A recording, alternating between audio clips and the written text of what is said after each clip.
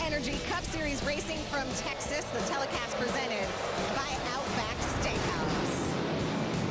It's an absolutely beautiful day for racing as the jets fire overhead. And before we fire these jets down on pit road, amongst the sea of people are the hardest working pit reporters in the business. Let's get some final thoughts before the command. Kelly? Well, Krista, Eric Almirola enters this race at the bottom of the championship race. 50 points below that cut line. He knows he needs to win one of the next two races to keep those championship hopes alive, but he told me he's got the confidence they can get it done, in part because of the speed that this 10 car has shown so far this weekend. His crew chief, Johnny Klaasmeyer, told me we can expect to see them on offense and maybe make an aggressive strategy call to get them track position if they need it. But Dave, he's got some of that to start with. Eric Almirola qualified 4th. Kelly, even the best teammate has to get selfish at some point, and Kurt Busch told us in Countdown to Green where that point is. He said for 6 days we worked together as teammates at Stewart-Haas Racing, but on the 7th day we race. Today, Kurt Busch races for his chance to go to Miami from 7th position, Marty. Well, Dave, you may have heard Chase Elliott in the pre-race show say we must win one of these next two races at Texas or Phoenix, but they have their work cut out for them. The 9 car, not very good in practice, but Alan Gustafson told me this morning that has been our MO in these playoffs. We have not shown a lot of speed in practice, but in the race, we have executed right, and Krista, we've been able to take advantage of other people's problems. We'll see if they can do that again today. Well, and if one of those drivers, if a playoff driver wins today, he knows he's into the championship 4. So much on the line, so many people ready to watch it. It's time to get this Texas party started. Ladies and gentlemen, here to give the command to start engines for today's race, retired U.S. Army member, Major Ed Pulido. What a great day to be an American! Drivers, start your engines! Hoorah! No. Yes, sir.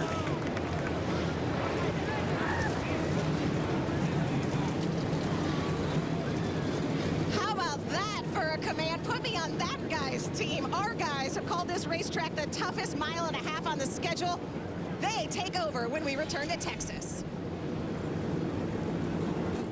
Well, Texas native Stone Cold Steve Austin gets us ready for today's race because he knows about big events.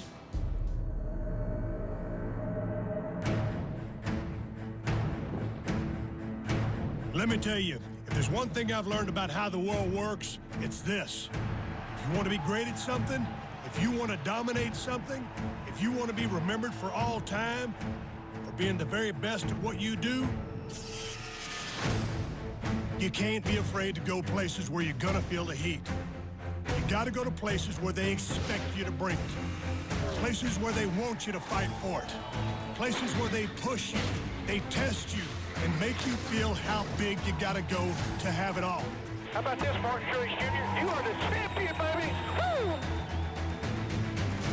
Well then, it's about time these race car drivers all got down here to my neck of the woods. And they better know everything is bigger in Texas. Right there, boys! Texas W!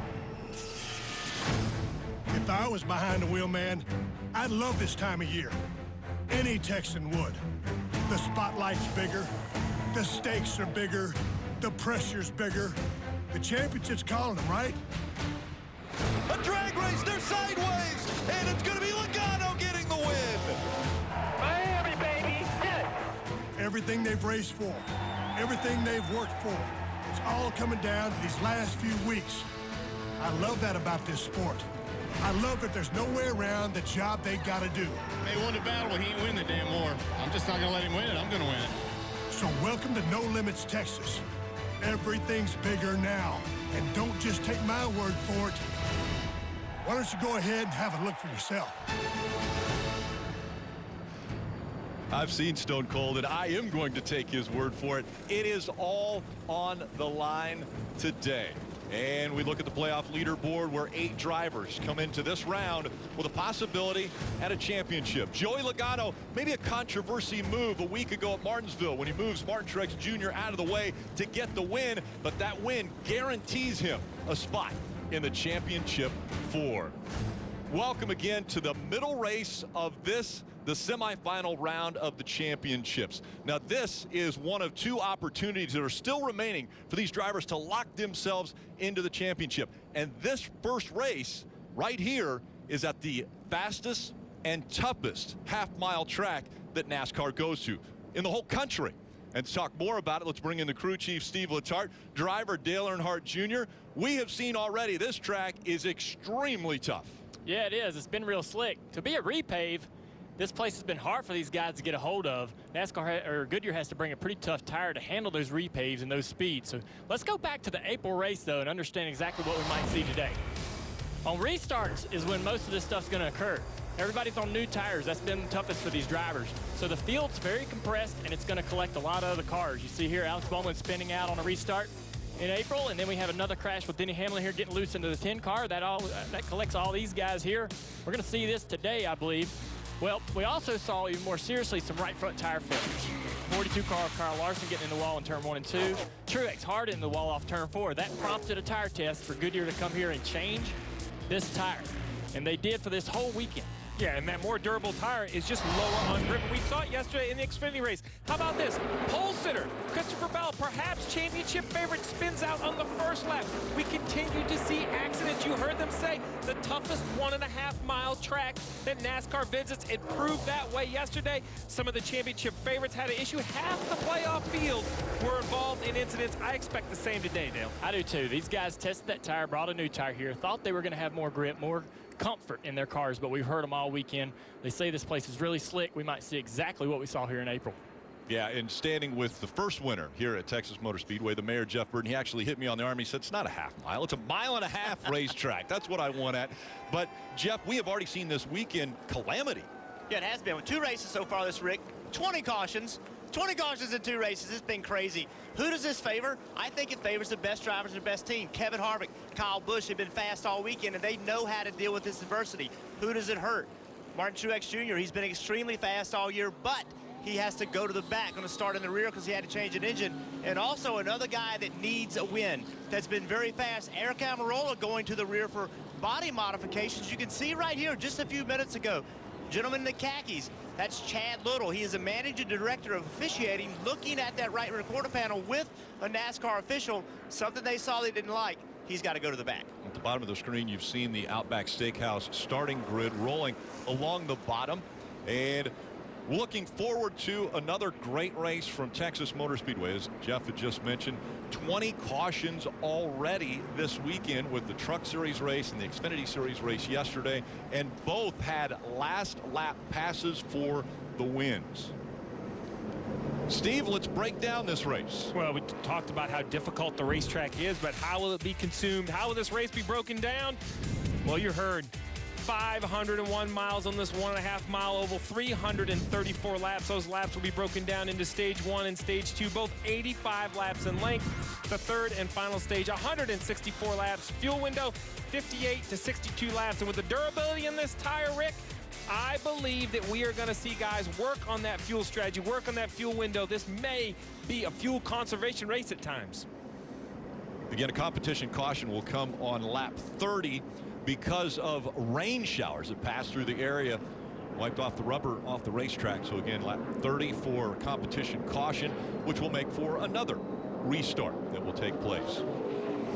We'll ride along with a few different drivers, one of those being Daniel Suarez, guys. Yeah, Daniel Suarez has the Coca-Cola cam today. Going to be on the roof here. See some good shots. Also looking at the driver, the reverse cam. Also, we got Chase Elliott with the Chevrolet camera. Also with a roof camera. And a reverse cam, looking at the driver, seeing what he's doing in there all day. Mark Truex Jr. also the Bass Pro Cabela's camera. Look off the roof of that car and the side panner, so we'll see what he's doing all day long from that view.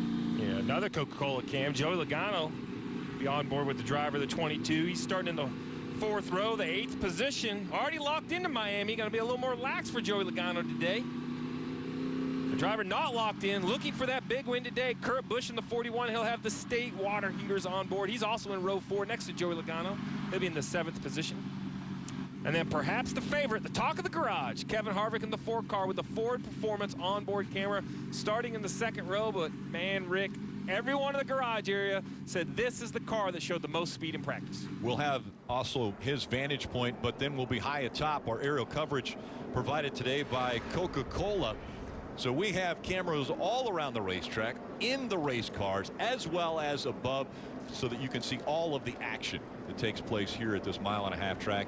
As I mentioned, the fastest, they'll be going over 200 miles an hour when they enter turn 1, but they slow way down in turn 1. So it's going to be very difficult for these drivers to maneuver through the 500 miles today. Let's go back to pit road and Dave Burns. So how about that fast 4-car? Remember, they were also here fast when they raced here in April, but a myriad issues led to them finishing second on the day. Still won a stage, got 10 stage points. But since then, Kevin Harvick has gone on and won 7 times in the series. So again today, the 4-car, one to watch out for. Marty?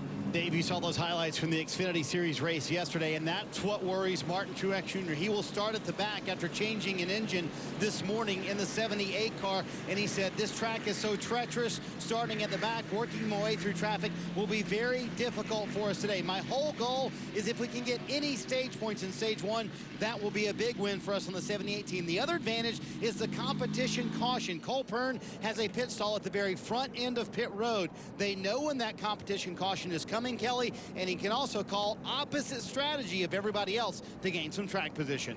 Well, 46 points is the cushion for Kyle Busch in this 18 team, which means they're going to be balancing between simply collecting more points and going for the win. Crew Chief Adam Stevens told me if they gain a lot of points in stage 1 and 2, they'll probably manage their risk in stage 3 of this race. But if they lose points to the 78 and 4 in stages 1 and 2, look for this team to get aggressive late in this race. You heard Marty mention a competition yellow. That's because heavy showers last night came through, washed the majority of the rubber off the racetrack. This will give the teams just a little bit of chance to check their car, make adjustments earlier in the race. Yeah, Steve, I think the drivers right now, they're very nervous. You know, watching that race yesterday and watching the race Friday night, so many wrecks on restart. So this is the first time that they've driven down into turn 1 side by side. They're all nervous right now, afraid they're going to lose control of their cars. And a reminder with that competition caution, until lap 30, these drivers can't come to pit road and add fuel. So they could come to pit road, make adjustments, tires, things like that, but they can't add fuel until lap 30. In front of these drivers, 500 miles. As they come through the tri-oval, it's the AAA Texas 500.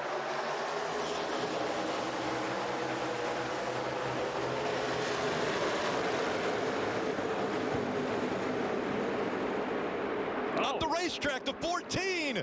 Clint Boyer gets into the side of the 11. Denny Hamlin slides up. We saw that in April. Clint Boyer got loose on a restart, collecting almost the guy on the outside line. It cost Denny several spots. And that's what we've seen all weekend long. We've seen cars on restarts. Denny's Someone has a problem. Yeah, Denny's smoking back there, looking for a tire rub. So that contact with the 14 now has the 11 in a hole already. Out front, Ryan Blaney. Still see the tire smoke coming from the 11 as he goes through the turn. Blaney, Harvick, Keselowski, Logano, Kurt Busch, the top 5. Let's take a look at it again. See that tire mark on the left rear.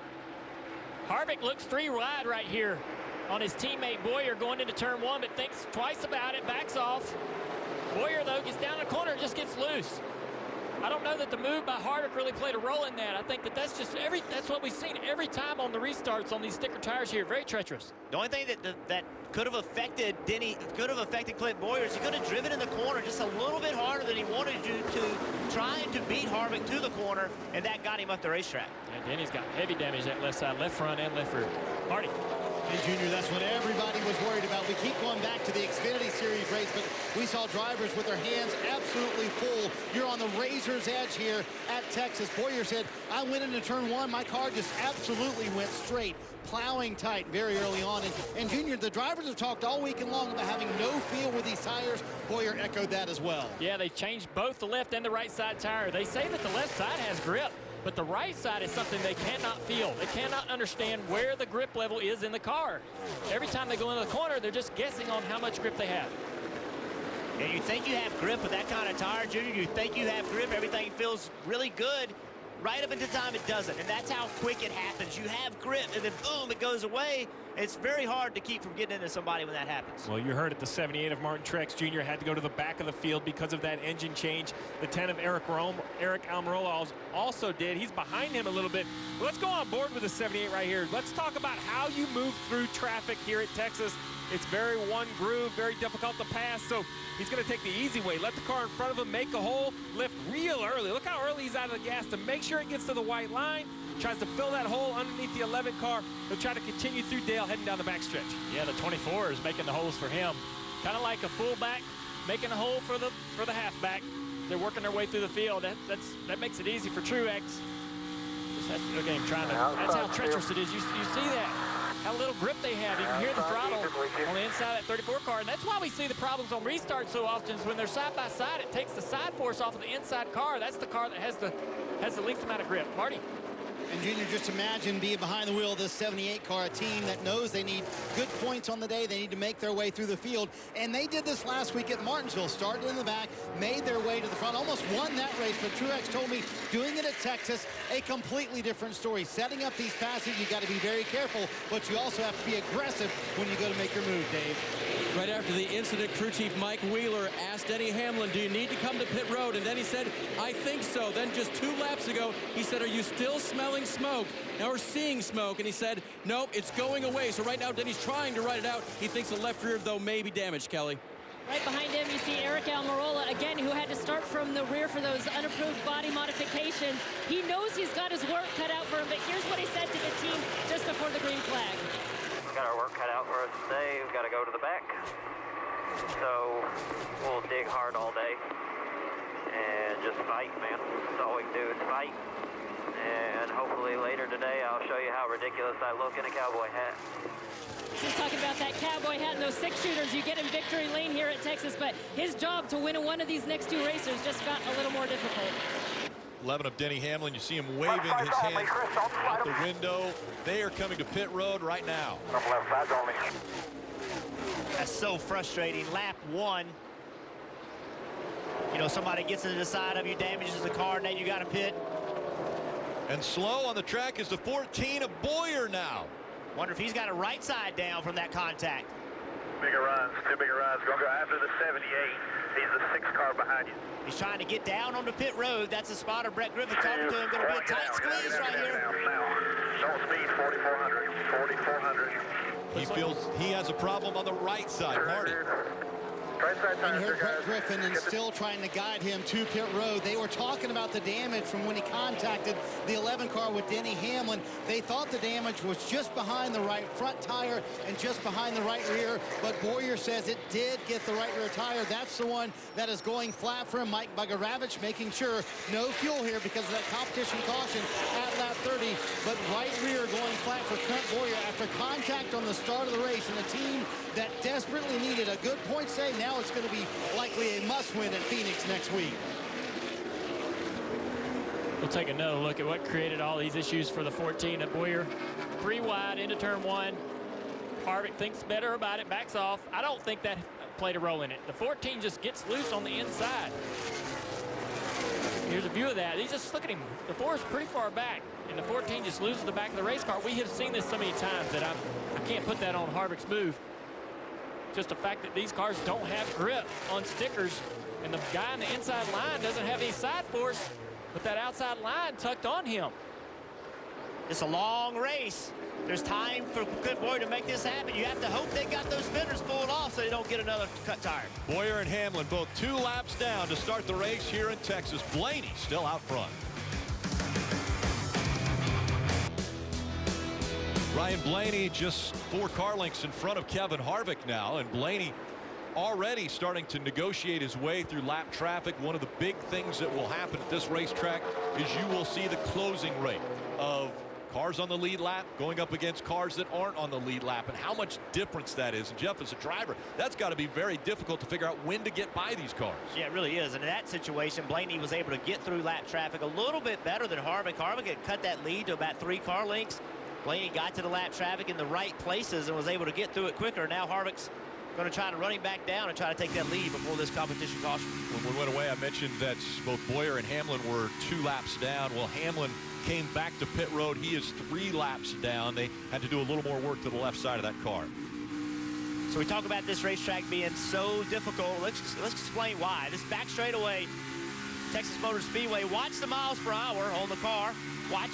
He's out of the throttle now. Back to the throttle. Low mile per hour of 178. 178 in the middle of the corner. It's exceptionally fast. You can see he's running Blaney down just a little bit. Now he drives into turn 1, completely different end of the corner. Way out of the gas, very early. Still out of the gas. Still not back in the gas. Look at the miles per hour. All the way down to 156 miles per hour as he's getting a run on Blaney. Going to try to look at the inside right here. That's why this track is so hard. Both ends of the racetrack are completely different from one another.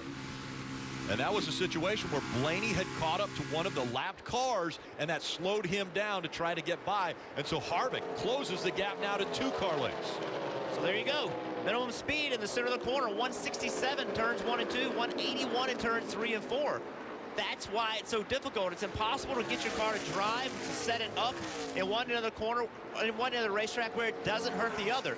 This is an opportunity right here. You're going to see it all day long, Rick. You mentioned it. Lap traffic is going to play a role here, Dave. And it did in the spring as well. Rodney Childers told me that even after Kevin got back in the pack and was passing lapped cars, sometimes he'd close on him like this, and then he couldn't pass him. Very hard to get by. But it looks like here Rick is going to stick the nose down to the inside, but Blaney shuts the door. Blaney comes down hard right in front of Kevin Harvick, shuts the door, as you mentioned, Dave. And so Blaney already blocking, making sure that that 4 doesn't have clean air as they dove into 1. So watch what Kevin Harvick does. He tried to do it that lap. Blaney didn't let him do it. Kevin Harvick turned early, got to the middle of the straightaway, just went to the left, showed Blaney that he wants the inside. Blaney was able to cut him off that time. See how much lower the 4 car is getting into turn 1? That puts air on the front of his car that makes his car drive better. Blaney off the bottom of the racetrack. This pass is going to happen here in just a few seconds, Blaney. He's going to have to do it quick, though, because laps running out as far as when the competition caution is going to come out. So as we see this great battle for the lead, another great battle on the racetrack involves another playoff car. Chase Elliott in the 9 working to get past Paul Menard, the 21. He's better. He's been battling for the last couple laps. As we see Blaney get hung behind another lap car on the left side of your screen, as you get Kevin Harvick a run down the back straightaway. Same situation on the right side of your screen. You have Paul Menard chasing through lap traffic, Chase Elliott trying to get underneath him. Yeah, I thought Harvick was going to be able to have an opportunity to go to the inside of Blaney right there, but he was having just as much trouble running behind those 2 cars side by side of getting grip in his car to make that pass. Couldn't create the momentum he needed. Look how much lower the 4 car is on corner entry. See what that does for him? See how he beats him through the middle of the corner? Blaney's trying to run that traditional 1.5 mile groove where he stays out a little bit longer against the wall, makes an arc, turns in later. Kevin Harvick driving it like it's a short track, turning real early, getting to the white line quickly. Both drivers that are trying to take over the position in front of them struggling, as we see the 9 of Chase Elliott can't get by Paul Menard. Marty. Meanwhile, the story for Clint Boyer in 37th, down 2 laps. Now, the theory here is that you would not pit at the competition caution, which should come out in about 3 laps. But Boyer's radio to the team said that damage on the right side is not fixed. He still smells a tire rub, so they're going to have to come down pit road here at the competition caution and get that fixed, Steve. So getting 2 laps back going to be tough for Clint Boyer today. Yeah, 1 down is somewhat recoverable as we see Chase Elliott finally work by Paul Menard on the right side of your screen. But with 2 down, it's very difficult because they'll continue to be cars 1 lap down. It means you're going to have to find one without the help of the free pass. It makes it much more difficult. Nothing is more frightening. I can't think of anything more frightening than smelling a tire rub at 200 and 180, 190 miles an hour here around Texas. That's why that information by Clint Boyer is vital. It was the crew chief. You can't really see the smoke, so he smells it. They have to use this opportunity, a guaranteed yellow coming in a lap or so, to get the repairs. Still over 300 laps to go in the race. They just crossed the line and are now on lap 31, so 30 laps complete. And NASCAR has let us know that this is when the competition caution would come out, and we see the caution flag and the lights now around the racetrack. So Ryan Blaney, one of the great things there is Ryan Blaney was able to hold off Kevin Harvick through those 30 laps. Difficult, obviously, for Kevin Harvick, who couldn't get by race leader Ryan Blaney. Well, NASCAR Drive, that's your live race day companion. You can watch throughout the broadcast, select alternate camera angles, or you can ride along with in-car video of your favorite drivers. You never miss a lap with NASCAR Drive. Visit NASCAR.com/drive or download the NASCAR mobile app today. You mentioned those troubles that Denny Hamlin's been having, and you know, from this lap 1 contact with Boyer, and there it is. You can see the major smoke. Obviously, tires still rubbing. They just had to come in and take enough time to get it fixed. Terribly disappointing for this team. And what's on the line is Denny Hamlin has a streak going. He has every single year he has run at the Cup Series level, he's won a race. Not in 2018. So he has only 3 opportunities remaining. Here, Phoenix, and Homestead, Miami. So now Denny Hamlin in a hole once again, trying to get that win in 2018 to keep that streak alive. The other driver at the top of the list, Jimmy Johnson, also trying to keep the consecutive wins per season streak alive. He's at 16 already, trying to add to that. And Jimmy Johnson started at the rear. And here they come to you, Kelly. And we'll start with Kyle Busch in that 18 team. He fired off a little bit loose, and then he said he didn't have enough right rear grip. But as that run progressed, he said he tightened it up a little bit. And now he feels like the 18 is okay. All he's asked for is a tear off and some water. It'll be 4 Goodyears and Sunoco fuel, Dave. Kevin Harvick was asked, what would you like for tires? He said, I vote for track position. So they'll leave the Goodyear Racing Eagles that are on the left side, get 1 full can of fuel in, Marty, and he's gone. Ryan Blaney led all 32 laps, Dave. He said, I just lack rear security, just a little bit too loose, and it hurts me the most in 1 and 2, so they can take some air pressure out of the right rear. They go with 4 fresh Goodyear tires, and you see all that track position they lose because of that call, Rick. Yeah, the race off pit road brought to you by Kroger Click List, and a slow stop for the 12 team. Not even 5 spots they could hold on to. You're watching Monster Energy Cup Series racing from Texas.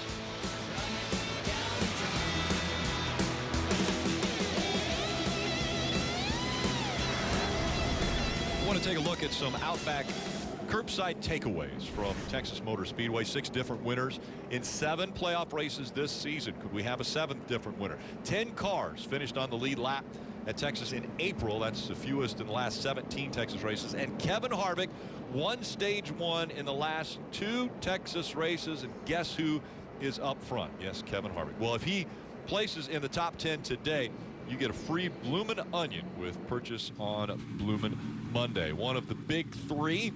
Kevin Harvick is a part of that, with Martin Truex Jr., who was able to move up to 5th after those pit stops.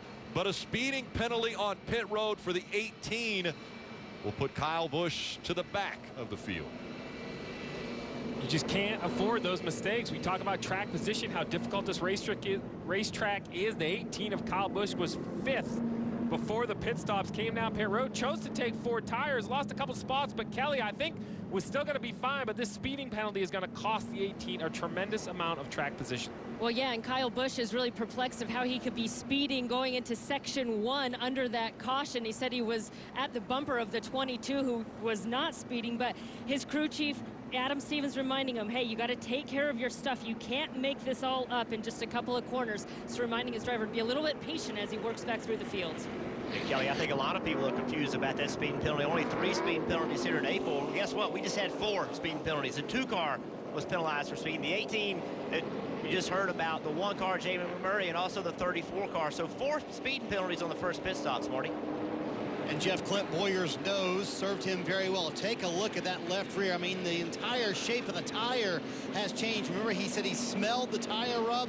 I talked to the team. They said that tire probably would have lasted about 5 more laps. So the competition caution, very fortuitous for Clint Boyer and that 14 team. They did come in. They pulled out all that damage on the right rear. So in theory, they will not have any tire rubs anymore. But Steve, I can tell you what, that tire would probably frighten a crew chief, wouldn't it? Very much so. I mean, you can see right there that it looks like a little texture. That's the fabric that's in the sidewall already showing. So very close to air. You don't ever want to see that. Pit road, a dangerous place with all these cars on the lead lap. Look at that. Oh, my goodness. 13 comes in and clips the foot of the crew member of the 22, but looks like he's okay. Let's listen in to Kevin Harvick's radio. I said the only other bad part would be if the 41 did that below us and wiped us out. It's like 50-50. I mean, that's what happened yesterday. It's like, yeah, you take the top to guard yourself, but then the guy below you screws up and takes him with you. Ultimately, crew chief Rodney Childers said, I don't know what's right. Timmy Hafida, the spotter, said, my gut says take the bottom and get the hole shot, Rick. Field going through the Geico restart zone. Harvick has chosen the inside. Kurt Busch on the outside. Up through the gears they go as they go to turn 1. That's what Harvick wants right there. He wants to be clear down into turn 1, so he doesn't have the 41 on his outside. Those guys, look at the gap that they put on the 20 and the 17 behind them. Harvick driving away. Great restart.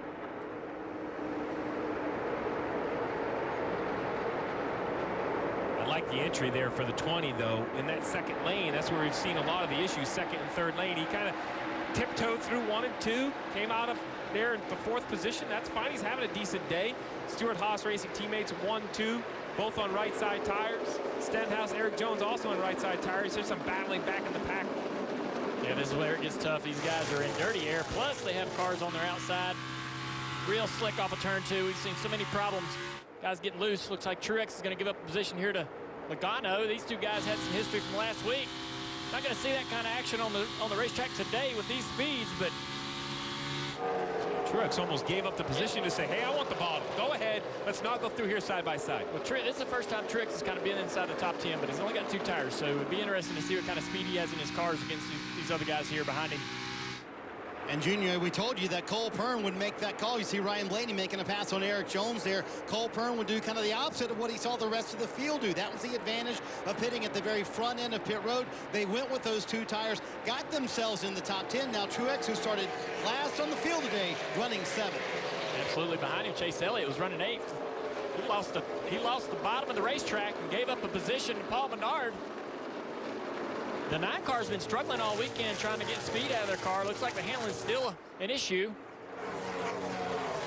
Yeah, front windshield caved in right in front of the driver, creating downforce. You see on the left-hand side of your screen the points, and you see how much a mistake is costly. The 18 car just 10 above the cut line, with Kurt Busch running in the 2nd position, 10 below. Elliott under pressure here with Daniel Suarez. A lot of off throttle down into turn 1. Look, Suarez losing the front of his car. Look how much grip he lost right there and how much distance he lost to the 9 car. He's going to have a battle behind him. He's going to block down the back straightaway to try to keep this position. We're going to see that all day long. Guys blocking aggressively down the back straightaway because they do not want to give up that bottom in 3 and 4 because of the train. Look, all these guys are ready to get lined up behind Trevor Bayne and go by Daniel Suarez on the inside. The 10 car of Eric Almirola, Austin Dillon, Alex Bowman. All those guys are hoping that they can get the position on the 19 here. And how about Trevor Bayne having a good day in the top 10? Remember, Trevor Bayne does not know what he's doing next year. This is his last race at Roush Fenway Racing. Not any idea of his plans for next year. Hoping for a good day. Running 10th right now. It's the tale of 2 racetracks. Trevor Bayne exiting turn 4, heading down the front straightaway. He's going to head into the flatter turns 1 and 2. It has less banking, it's wider, but you have to get to the bottom, as Eric Almirola does right there. You got to get to the white line. You race it almost like a short track. You have to protect the inside line. Then you exit turn 2. Now you go to the super speedway end of the racetrack. 3 and 4, tons of banking, tons of throttle time.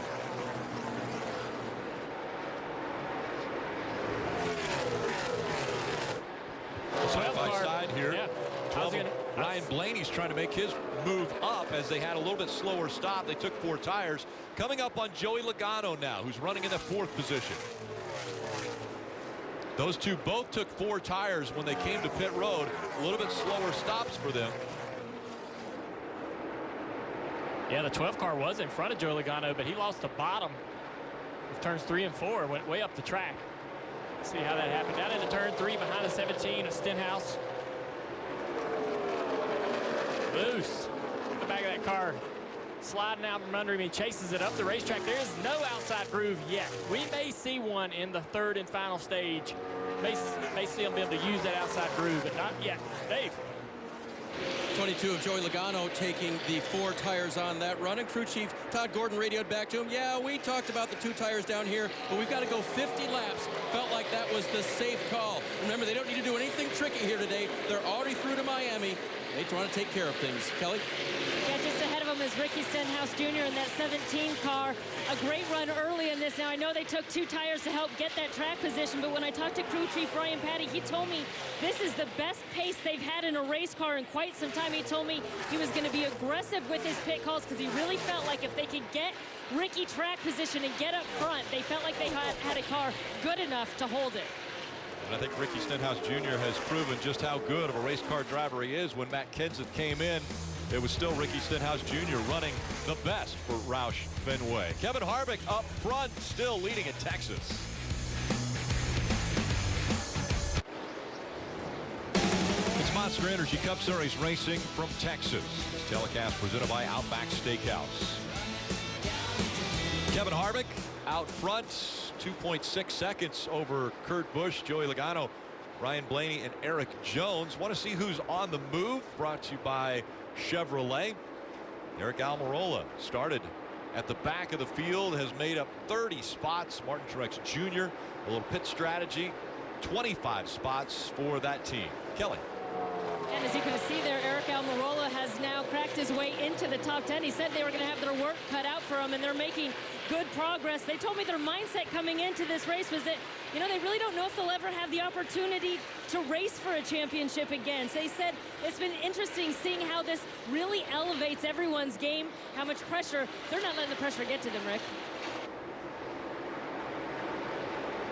And just behind Almirola, Trevor Bayne back there, but it's Kurt Busch and Logano now who are fighting for the second position. Logano's been fast all weekend. After that win last weekend, a lot of excitement, enthusiasm with this 22 car. Some people think he shouldn't have moved Martin Truex Jr. out of the way, but all I know is he's going to Miami with a chance to win the championship, and a lot of speed here has to give them some confidence. You know, a fast mile and a half. It has to give them some confidence that they can go and compete at Miami. And also behind Logano is Blaney, his teammate. And also the 2-car, Keselowski's been fast all week. So Penske bringing some speed to the racetrack.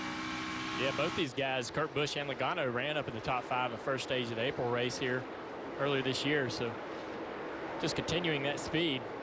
Right side of the screen, this battle continues. Even after the pit stop, Chase Elliott still working on the 21 of Paul Menard. Dale, it always makes me laugh. You could go 400 or 500 miles and race the same 1 or 2 cars all day. It looks like so far for Chase Elliott, it's been the 21 of Paul Menard. The concern now, though, is that 10 of Eric Almirola is closing in. Yeah, Eric passed Trevor Bayne many laps ago and drove up to the back of these guys and kind of stuck right here in this dirty air, waiting on one of them to make a mistake, much like Chase Elliott made that mistake to get off the bottom to give the position to Menard. It's so easy to slip a tire here, and it's going to cost you position if you get up off that bottom groove.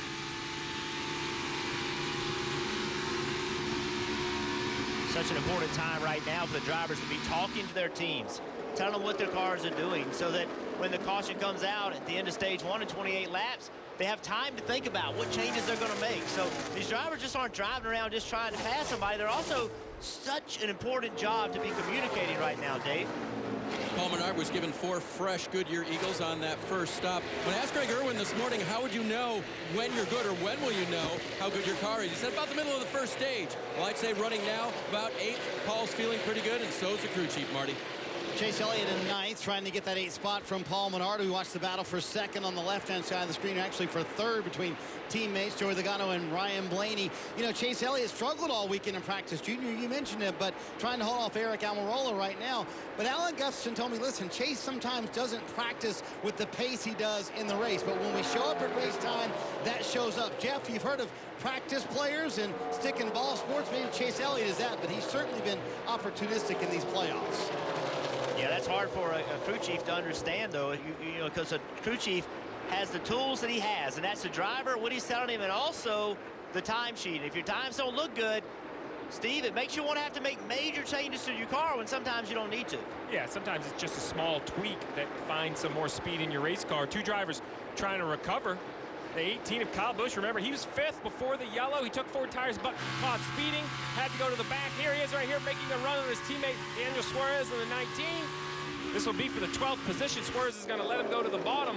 Well, you see the biggest movers on the top left of your screen, the 2 of Brad Keselowski, another car that was caught speeding on pit road, had to restart 25th. Well, he's recovered to 17th. While 17th is not where he wants to be, at least he's moving forward, but you see the traffic in front of him. Patience here. Patience will be very important. 273 laps to go. And points are very important. And now with just 24 laps to go in stage 1, there are points available at the end of stage 1. We know for sure that going into Miami, at least one of the championship 4 will get there based on points. So the drivers are going to be fighting to get into the top 10 to gain those points. And you mentioned points, 24 laps. The top 10 will get points, 10 points to win a stage, 1 point for 10th. So only the top 10 receive points. We just talked about Kyle Busch in the 12th position. That's 0. He has to get up there, somehow get in front of Ricky Stenhouse Jr., who's currently 10th. Unfortunately for Kyle Busch, him and Clint Bora are the only 2 playoff cars not inside the top 10, so he'll be losing ground to the field. Kelly? We see Kyle Larson in the 42 there. They're trying to recover from a slow pit stop. When they were on pit road, they had a lug nut actually get stuck in the hat of the brake on the right front, so that took some extra time to make that tire change. They did not have a good qualifying effort, but when I talked to Chad Johnson, the crew chief on this team, he felt much better about the car they had in race pace. So right now, Kyle Larson running 17th, but trying to move forward. We talked about points. Martin Truex Jr., Kevin Harvick came into the start of this race tied in points. Well, Harvick is leading here at Texas. You're watching NASCAR Monster Energy Cup Series Racing, the AAA Texas 500. Coming up on Wednesday, make sure to join Jeff Burton and Steve Letarte as they will join the morning drive Wednesday at 9 a.m. Eastern on NASCAR Radio Channel 90. That's NBC Sports on Sirius XM. And again, Burton Letarte will be joining the morning drive crew 9 a.m. Wednesday morning. Kevin Harvick has a 2.3-second lead over Kurt Busch. Ryan Blaney just behind Kurt Busch. Then it's Logano, Eric Jones rounding out the top 5. Martin Truex Jr. has made it up to 6. Paul Menard, Chase Elliott, Eric Almirola, and Kyle Busch all inside the top 10.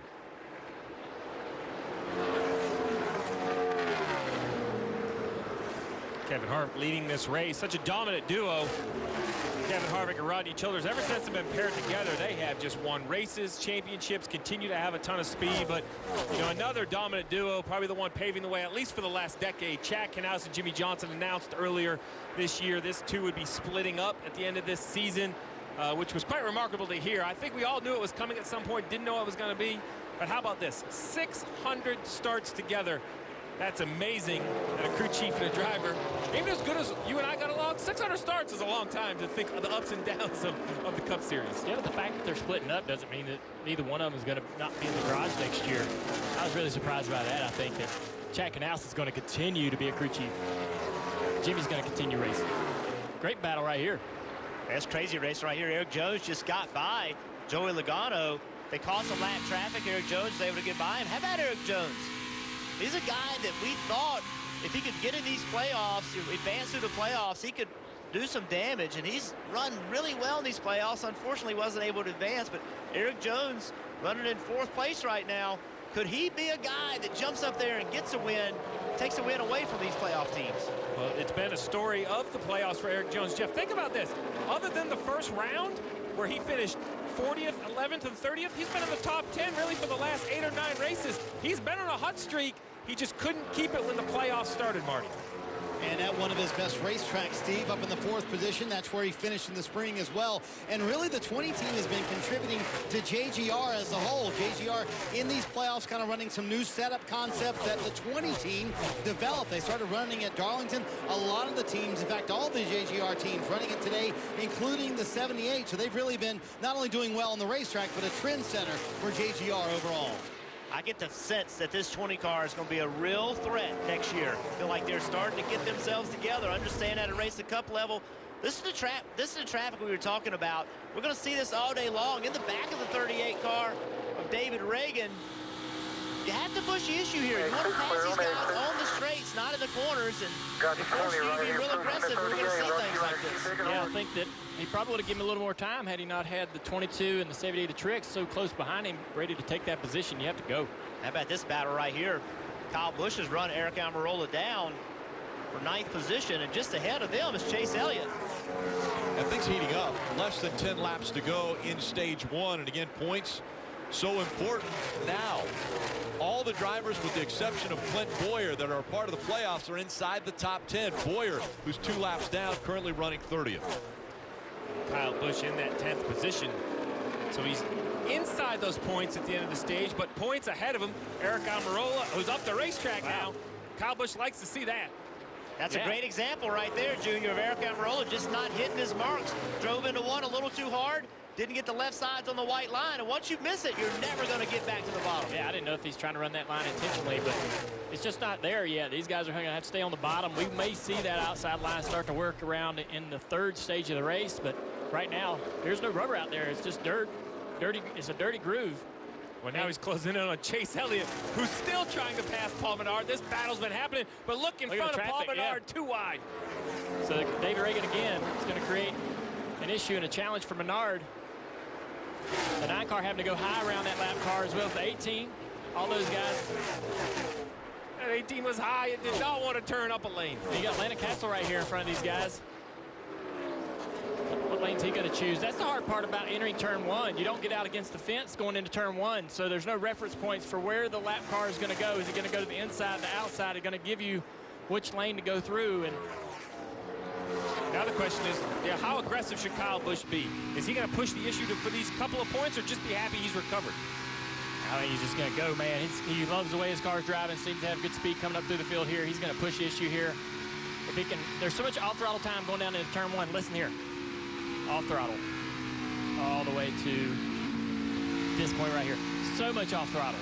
And that allows, if you can get close enough entering the corner, you can drive in. Kyle Busch can drive into the back of that 9 car and upset the back of the 9 car aerodynamically because he's off the throttle. You kind of give away your corner as well, but it moves the 9 off the bottom.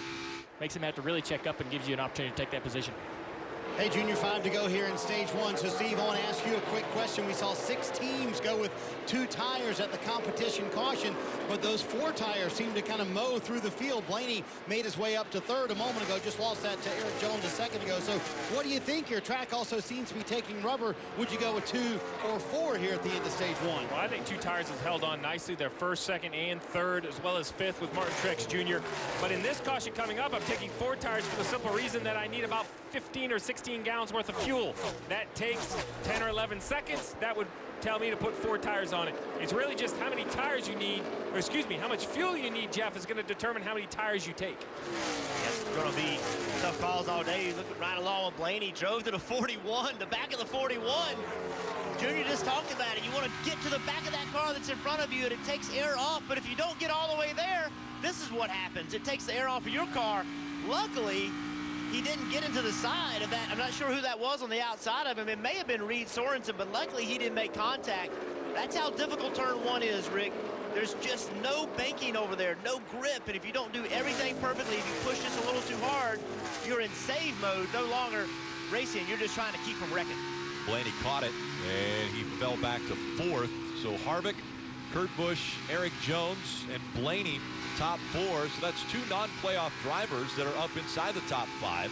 As we see the big run here, as you mentioned, of Kyle Busch in the 18 getting by Chase Elliott. And again, Kyle Busch, the speeding penalty on pit road put him to the back, but he's fought back well as he moves up to 8th now and moves Chase Elliott down into the 9th spot. Eric Almirola in 10th. Under 2 laps to go. Harvick, who has won the first stage the last 2 Texas races, is looking to make it a clean sweep. 3 races in a row potentially for Kevin Harvick, and it was strategy on pit road. Remember, he only took 2 tires. He took right side tires, as did Kurt Busch. Those 2 were able to get out front, and that track position has been key. So Kevin Harvick will make his way back out of turn 4, and he will win stage 1. Kurt Busch, Eric Jones, Ryan Blaney, Martin Truex Jr. on the top 5. Then it's Joey Logano. Paul Menard. Menard actually falling behind Kyle Busch. Kyle Busch moving up to 7th. Menard to 8th. Chase Elliott and Eric Almirola rounding out the top 10. Kevin Harvick, 17th stage win of this year.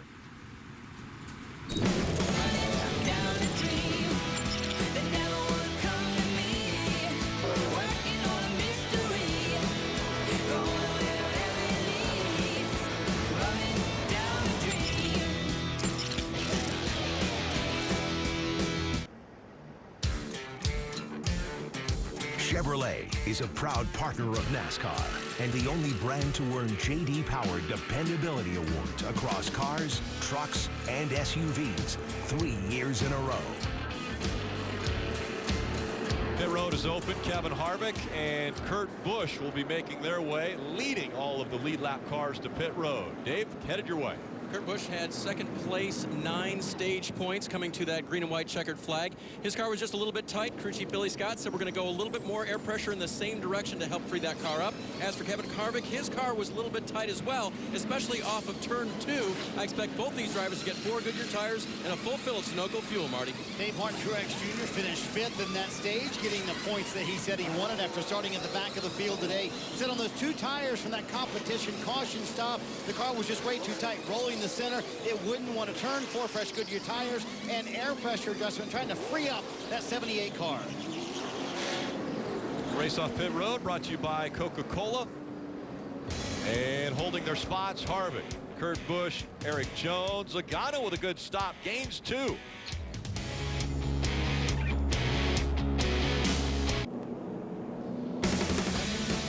Monster Energy Cup Series racing from Texas.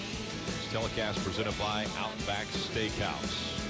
What a huge facility here as we look at the stage 1 results presented by Coca-Cola. 3 drivers outside of the playoffs gaining some points, but more importantly, Kevin Harvick, he gets 10 points for winning the stage. Martin Truex Jr. only 6. Those 2 came into this race tied. So already Harvick flexing his muscle, gaining a few extra points.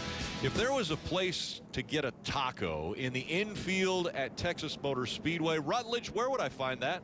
Rick, well, you'd find it right here at Torchy's with an ice cold Coca-Cola as well. Texas Motor Speedway is all about giving the fans what they want, and Torchy's is it. If you've ever been out here to Texas, you know how good Torchy's is. It is so delicious. But that's not all, guys. They also put in a full-service 7-Eleven. Take a look at this video. Eddie Gossage was out handing out Slurpees the other day to everybody that came by. It's a full-service, 24 hours a day 7-Eleven on site here. And whether you're Torchy himself or the 2 Canadians that are joining me here at the table from London, Ontario, they've got everything you could possibly need. That's 2, count them, Rick, 2 great spots for the fans, and they got ice cold Coca-Cola at both of them.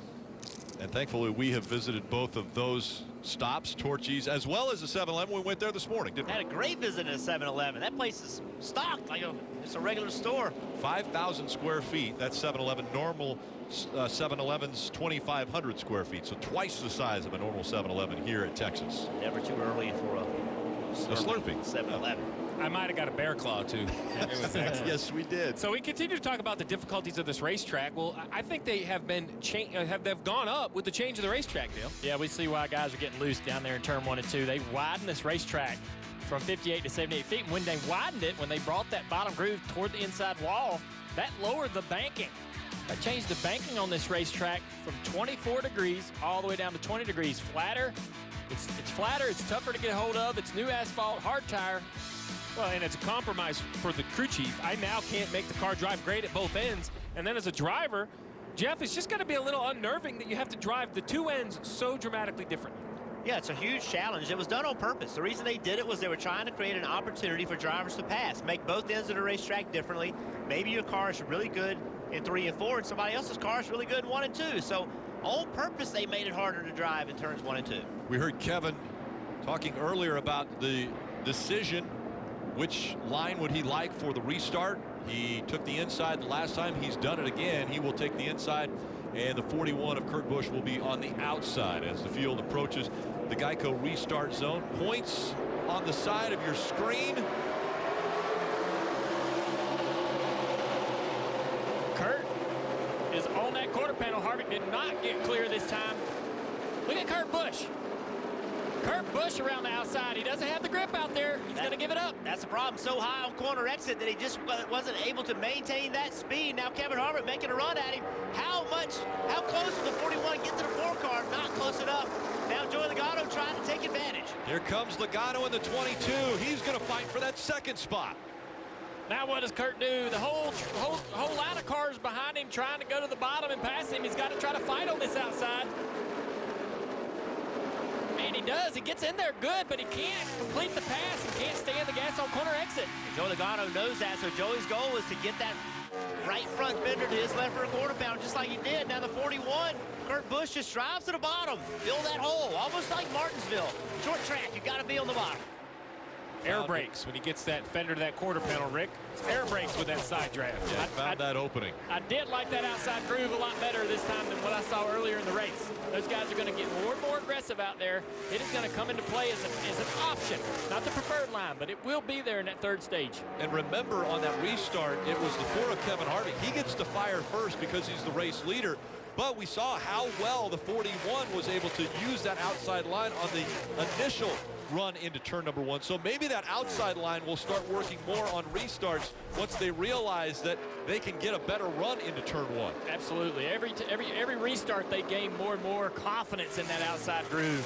You see Kurt, he learned something right there that he can apply for the next restart. Here comes Ryan Blaney. He'll fly by the 20 of Eric Jones. Take that spot as they go through turns 3 and 4, where they're going 180 miles an hour through the middle of that turn. That's just crazy. And the caution has come out. The 24. Come in. That's the last one. Come on.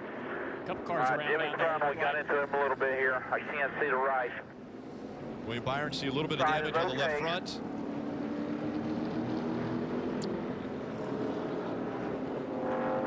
And William Byron, we mentioned earlier about the separation of Jimmy Johnson and Chad Knaus. Well, the crew chief for William Byron in 2019 will be Chad Knaus.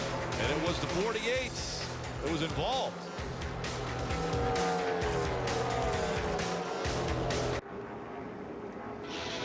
What a great shot from above Texas Motor Speedway. Aerial coverage today provided by Coca-Cola, welcoming Coca-Cola on board.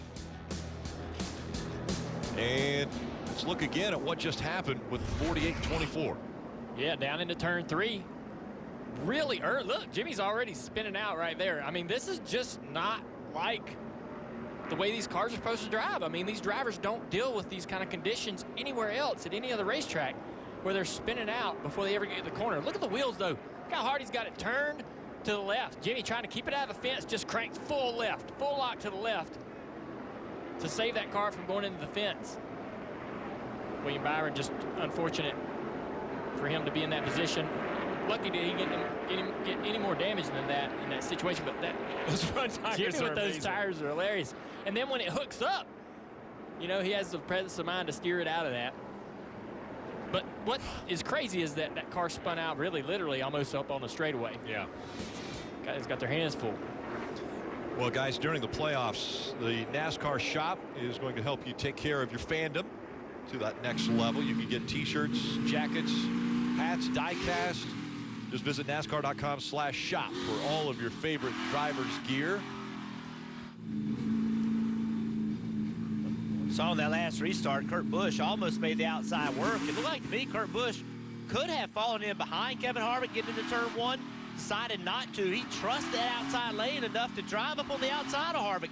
Beat him through the middle of the corner, but he could not beat him on corner exit. Now, they have scuffed tires. Scuffed tires have taken off faster all weekend long. Let's see if Joey Logano can make the outside work. We also have Stewart Haas cars on the bottom, Penske cars on the outside.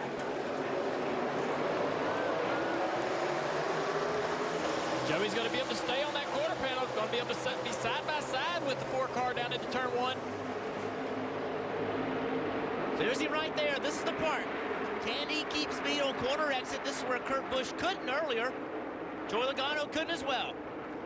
Now, what will Joey do down here? Will he back off? Yes, he's going to back off and give that position up. Not going to try that outside groove in 3 and 4. We're going to take a look at some laps from above, brought to you by Coca-Cola. It's a great shot to be able to show you the different lines, the different approaches into turn one. Some guys will turn real early, get to that white line. Some will use a little bit of an arc, get to the line a little bit later. Joey Logano loose behind Kevin Harvick right there. Yeah, it looked like he might have just got into the apron a little bit from that view. You're trying to stay as low as you can. There's a little bit of grip down there. The closer to that white line, closer to that apron you can be, the better the grip is for the car. But bounce that splitter into that apron, it's going to knock you up the racetrack just a little bit. See Truex getting underneath Eric Jones. Eric Jones didn't just give it up. He decided to try that outside lane. Look how high he is on corner exit. Here now comes those guys behind him. Yeah, now he's got to hope they don't get to him. He went way to the bottom. Let them know, hey, I'm going to block you. Don't even try it. That's right. That move there was like, hey, I see you coming. Look at the 18 up off the bottom. Keselowski moved 18 up off the bottom aerodynamically. And that is going to lose another spot for the 18. Now watch Kyle Busch. Watch him go to the bottom. I'm not going to let you here. Kyle Busch going to have to get his left side to the white line. Did not do it. He didn't get all the way to the bottom. Going to give a shot for Chase Elliott. Chase couldn't take advantage of it. Behind him. Action. Yeah, that move to the inside down the back straightaway is a move that a driver makes to say, hey, you know, I see you coming. I'm not going to let you have the inside. If you want it, you can have the outside. None of those guys are going to ever tip that just yet. Look how close Elliott is right now. Kyle Busch with that arc into turn one. Very impressive. He's able to get that arc that high. I think that's about the highest arc we've seen all weekend and still get it to the bottom.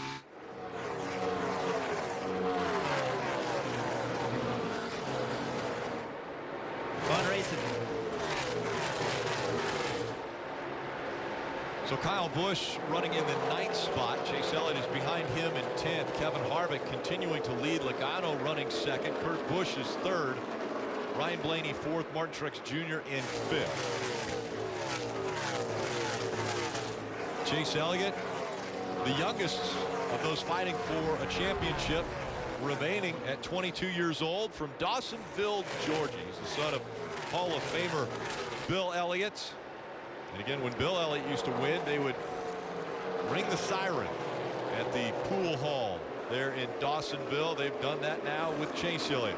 He competed in Pro Late Models Legends as a teenager, then K&N Series for Hendrick Motorsports through 2011 and 12. He's part of the NASCAR Next class, 2012 and 2013. You see some familiar faces in that picture. And then, of course, the championship in the Xfinity Series in 2014. And Chase Elliott, when he was growing up, won a ton of huge late model races around the country. He and his dad going around racing together. Did such a good job, made a huge impression on late models around the country, late model racers. But here's the situation he's in now. You see the playoffs. He's 45 points back. You know, they're getting to the position where they're going to have to win to get themselves in. You're going to have a lot of issues with people in front of them if you point your way in by being this far back. And a tough situation. I mean, Chase Elliott here is the son of a Hall of Fame driver in NASCAR. So a lot of pressure was placed on him. But it's interesting that that Hall of Famer, Bill Elliott, doesn't put a lot of pressure on his son. Marty? And that's a very good point, Rick. In fact, Bill is here this weekend, and he intentionally kind of stays away and stays back from Chase. He'll give him advice when he asks for it, but doesn't really offer it all that often. In fact, he's limited his trips to the racetrack over the last couple of years, saying, you know what, I want this to be Chase's thing. He obviously spotted for him at the big win at Watkins Glen, his first career Cup Series win, but he's here this weekend, kind of staying away on top of the roof right now. How about this battle? Alex Bowman and Daniel Suarez, they are going at it. The tensions are getting a little bit high. Remember, both of these guys are not in the playoffs any longer. Won some success. Front straightaway, Alex Bowman. Look at the contact.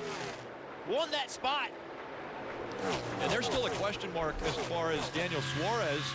The rumor is that Martin Truex Jr. will move over to Joe Gibbs Racing next year. And they're talking that more than likely it will be Daniel Suarez that will be out at Joe Gibbs Racing. And still question marks as to where he will end up. 60 laps to go in the second stage here at Texas. Talk about the dangers on pit road. It's not just the cars, but how about this? The lug nuts. 55 miles an hour. Lug nut can hurt. We'll go NASCAR nonstop.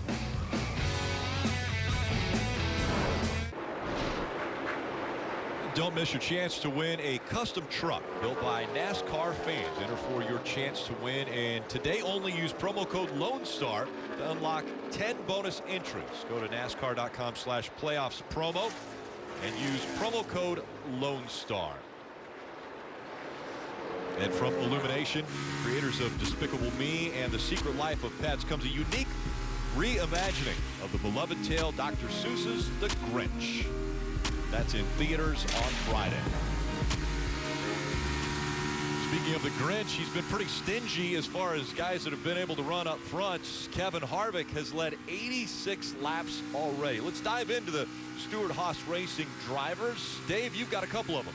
And Rick, you remember in Countdown to Green, Kevin Harvick said, points don't matter to me, I want to win. I talked to his crew chief, Rodney Childers, about that. The value of winning instead of just moving on by way of getting lots of points. So the value of winning, part one, is that it gives these guys a chance to handle the pressure and not break. We have the cars and the driver that put the pressure on. Everyone else getting through it, that's of real value. As for Kurt Busch running in second place, his teammate is Kevin Harvick, who runs so well at mile-and-a-half tracks like this. Kurt has talked to Kevin's crew chief, Rodney Childers, about the fact that, yeah, I can follow your driver, I've studied him, but I just can't repeat what he does lap after lap. But that's still the goal for Kurt, who runs very well now in third place. Kelly? Eric Almirola really needs to win this race or the next one to continue on to the championship four. But he and his crew chief, Johnny Kosmeyer, both feel like it's an advantage to have all four SH cars in the playoffs. They said back in the shop, everyone is highly motivated. Once they find something to make the cars better, it goes on every car. The teams continue to push each other. Everyone's raising their game. And he said right now, at a point in the season, when you've built body after body back at the shop, everyone is still super motivated and energized by having all four teams left in the championship hunt. Marty? Kelly, to update you on the other Stewart-Haas driver in the playoffs, Clint Boyer right now in 29th, down 2 laps after that contact on lap 1 where they lost a right rear tire. They thought about taking the wave around at the end of stage 1. They decided not to do that. Boy, were they kicking themselves when a caution came out early in stage 2. Mike Begaravich said, well, we've made our bed now. Nothing we can do about it. They did come in twice, though, at the end of stage 1 to make sure that right rear damage was fixed. It is fine right now. Clint Boyer came in the weekend saying, we're not at DEFCON 5 yet with our situation, but if they can't get back on the lead lap here, Rick, they will be going into Phoenix next week. Yeah, must-win situation for them. We have Keselowski, Almirola, and Kyle Busch running in the 7th, 8th, and 9th position. They're pretty close to each other. We keep seeing these cars trying to make these passes. Well, watch Kyle Larson catching Ty Dillon. If you can get right to him, the car drives okay, but if you can't get all the way to him, it makes the cars drive really bad. Once again, another example of that air being taken off of the car, and Kyle Larson having to just completely chase his car up the racetrack.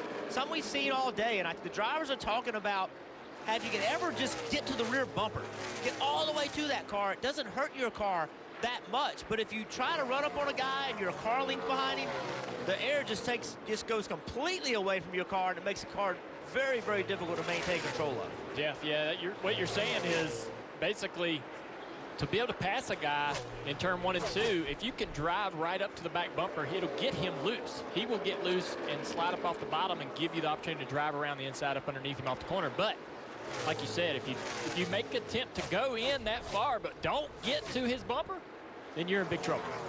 The other option is just to try to catch the guy not paying a whole lot of attention and turn early. Just try to get to the white line before he does, and hopefully it'll pack that air underneath his car, and then maybe he never can get back to the bottom.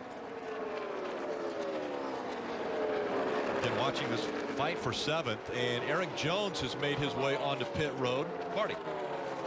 Yeah, Rick, Eric Jones coming down pit road here, and this really is kind of splitting this stage in half. 45 laps to go here in stage 2. They're coming down pit road. Everybody saying they're going to have to gain some track position. Eric Jones with that wedge wrench going on the right side there. His car a little bit too tight on this run, and going to be 4 fresh Goodyear tires. Steve, I'm wondering if this might bring other cars down pit road here with a 20 pitting for the top 5. Yeah, Marty, I don't think it's going to be as clear-cut at other tracks just because newer tires are not necessarily much faster. At other tracks, that can be upwards of a second or a second and a half faster. So maybe not right away, but if Eric Jones goes back on the racetrack right here and runs one blistering lap, Dale, instantly all the crew chiefs will be yelling to their drivers to get to pit road. So it's really how fast can how fast can Jones go here on the first lap on new tires?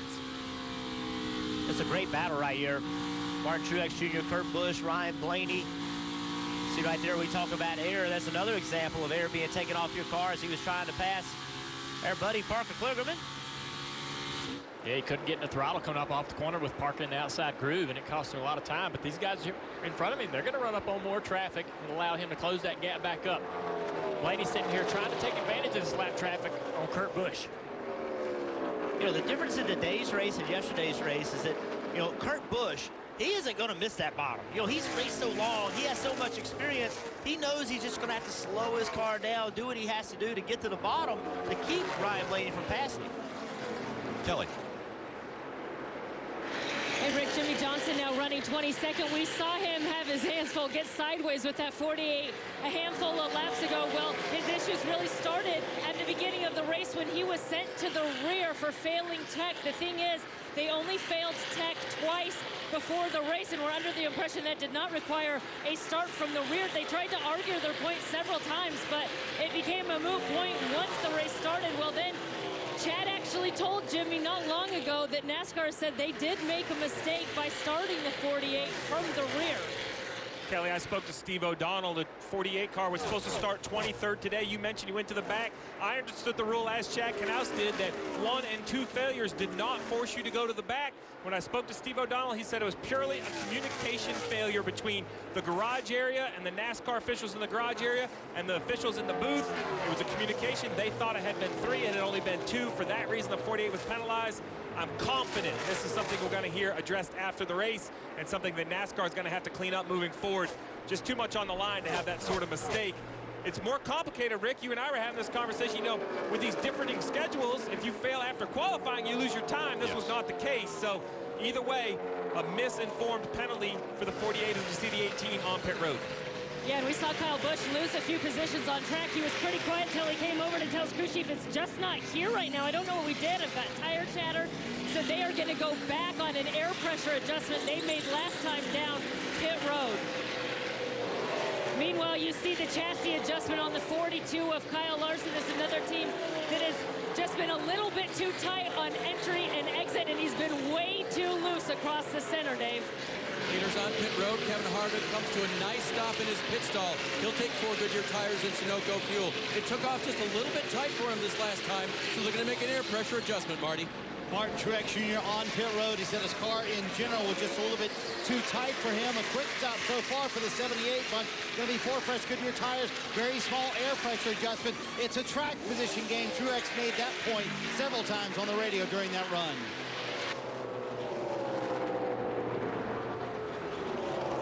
And Ryan Blaney coming down pit road, our pole sitter, led the first 32 laps of the day. He kind of echoed the same thing Martin Truex Jr. said.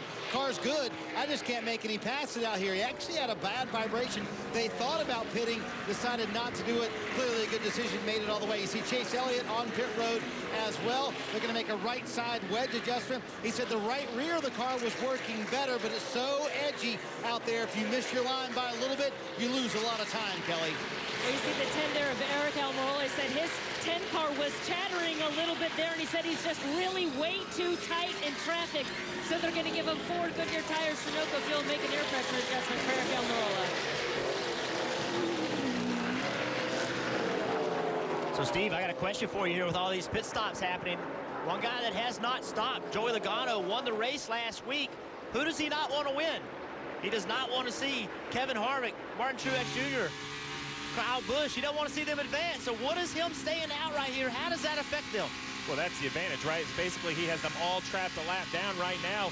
We just mentioned that new tires are worth something, but not a ton. So it's not a huge gamble for the 22. I like this strategy. It's a win and only a win unless you can force one of your competitors not to win. Try to maybe adjust who makes it into the final 4. It's aggressive, but I like the aggressive call. We'll see how aggressive Todd Gordon and the 22 team are going to be. How long will they stay out? Will they dive to pit road here shortly? Or as you mentioned, Jeff, Can they affect their toughest competitors by staying out and maybe keeping them a lap down? It's an advantage to win it early in the playoffs, Steve. Marty. A development for one of our big three. Martin Truex Jr. says he has a vibration after that stop. They are checking with all the tire changers to make sure they got the lug nuts tight. Cole Pearn said, run it for now. Let's see what happens. Jeff, tough situation for a driver. Clearly, you know you pit, you're in trouble. You're going to lose a ton of points, but you clearly don't want to let a tire go either. Unfortunately, you're the one that's got to make the decision. It's a difficult decision. The last thing you want to do is hit pit road and they say, hey, saw nothing wrong. You just have to trust your gut and do what it tells you to do. And Jeff, if I'm Todd Gordon, the crew chief for the 22, and I see Truex pitting extra time, I am going to run this thing until I am on fumes, because I'll have him trapped 2 laps down. That's a guy I don't want to race in Miami. Can I help eliminate Martin Truex Jr. for the playoffs? I would do anything to do. Even though there might be bad blood last week, they're still racing each other. The strategy continues to come into play even after the win for Logano. They stay out front here at Texas.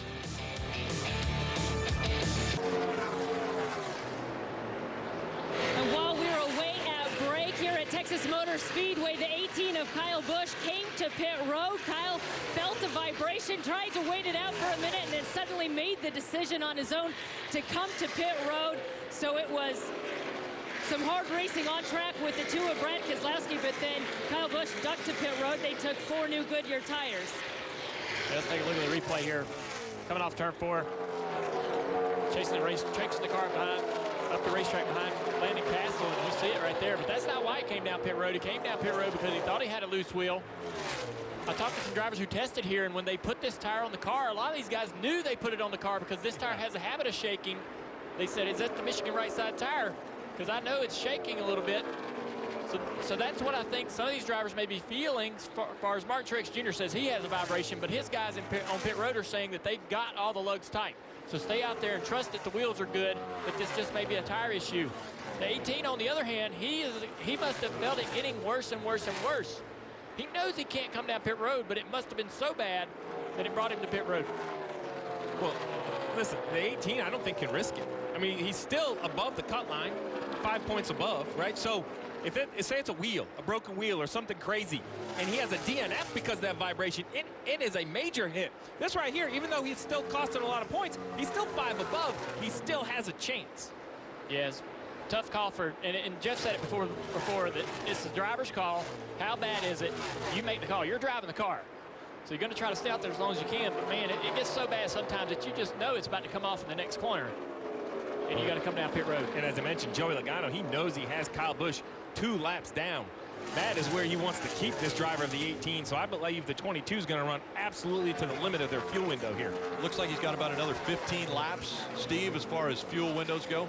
Well, he's got 52, almost 55. I don't think he can go that far. I think he's only probably 4 or 5 away from coming to pit road. Okay. So right now Logano is playing this strategy, and while playing the strategy, he has put the big 3 in a huge situation as far as jeopardy of not making it into the championship 4. Right now, it's Martin Truex Jr. and Kurt Busch who are tied at the cut line. So the possibility of the 78, Martin Truex Jr. not being able to defend his championship, and you look back to 2 races not that long ago, the Roval at Charlotte, where he looked as though he was going to win that race, and of course you look back to Martinsville 1 week ago when Joey Logano pushed him out of the way and Logano ended up winning. Also on that strategy that Logano is using to stay out on the racetrack is Kurt Busch, one of our playoff eligible drivers, staying on the racetrack this long run, trying to hope to get a caution to trap some of these guys that he's trying to beat to get to Homestead a couple laps down. He was a driver that gained some points in that first stage. He got 9 points in that first stage. Well, the reason Kurt Busch is liking what he's seeing is, look at 2 points below the cut line. There he is. He's on pit road. The gig is up. The gig is up. 25 points was looking good. He was 2 points below before he pitted, Dave. And Steve, that car was a little bit difficult to turn in the corners. He was working that track bar inside the race car to try to keep up with it. But he'll take 4 fresh Goodyears here, a Phillips Sunoco fuel and air pressure adjustment to try to keep him in the game. Remember, he's been inside of all the leaders today, but has not been one of them. And so he'd like to try to fix that a little bit better right now. So I'm curious where he's going to come out when, you know, he stayed out on the racetrack, hoping to get a caution. He was running third when all this pit sequence started. He stayed out. Let's see where he comes out after the pit stop, see how bad it hurt him.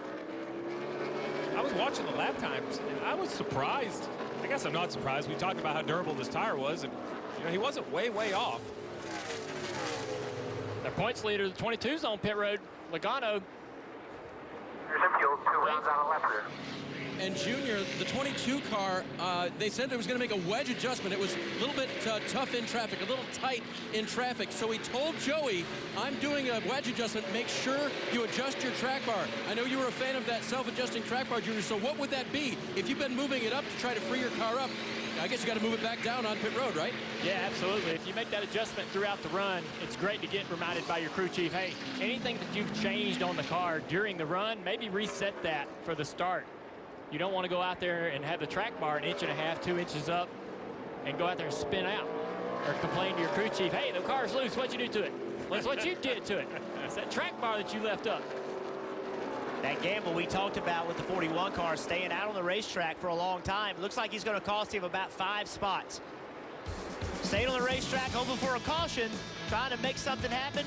A little bit of a loss to see how bad hurts him when this stage ends. NASCAR nonstop.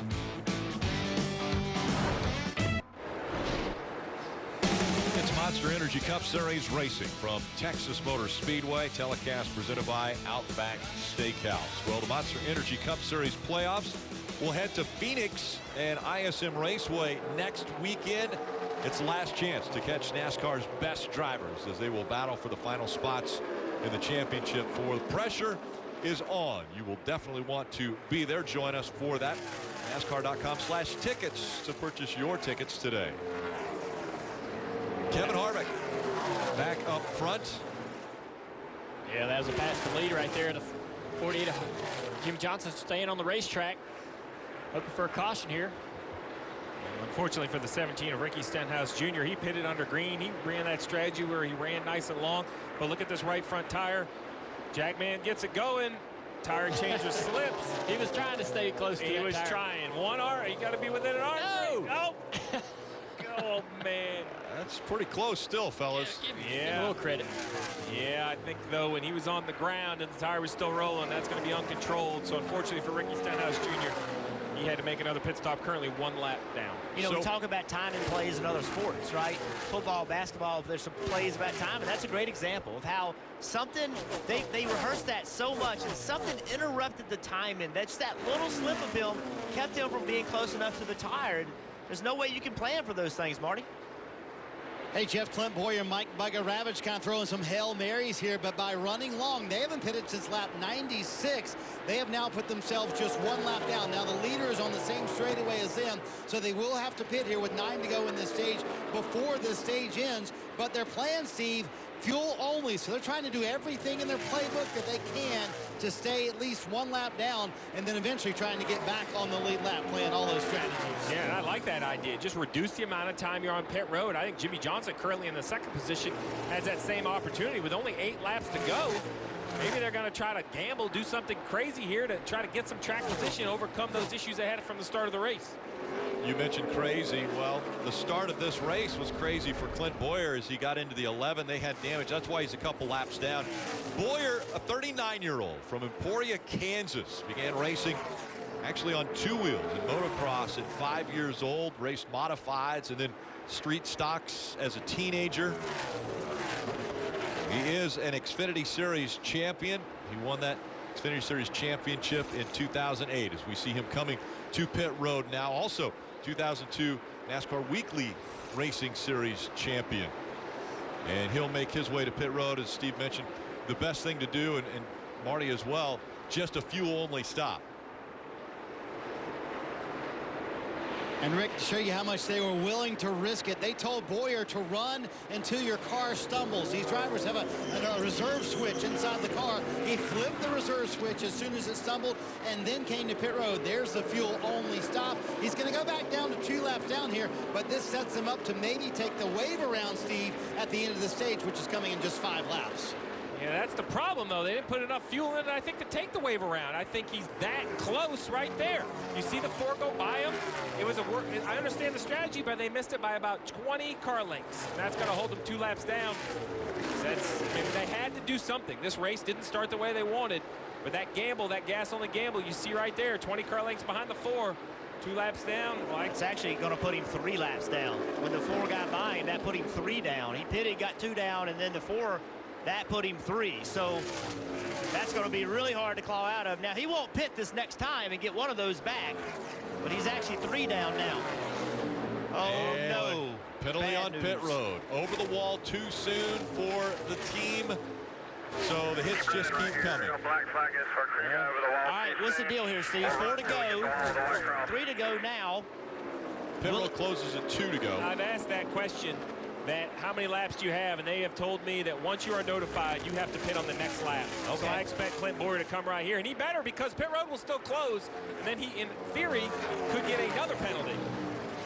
Let's take a look at the pit stop.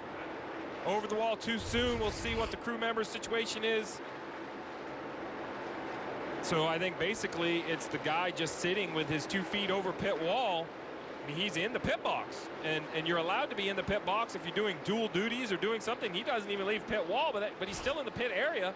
So I'm assuming that would be the guy that NASCAR sees is over too soon. That's very frustrating when it's an unneeded penalty.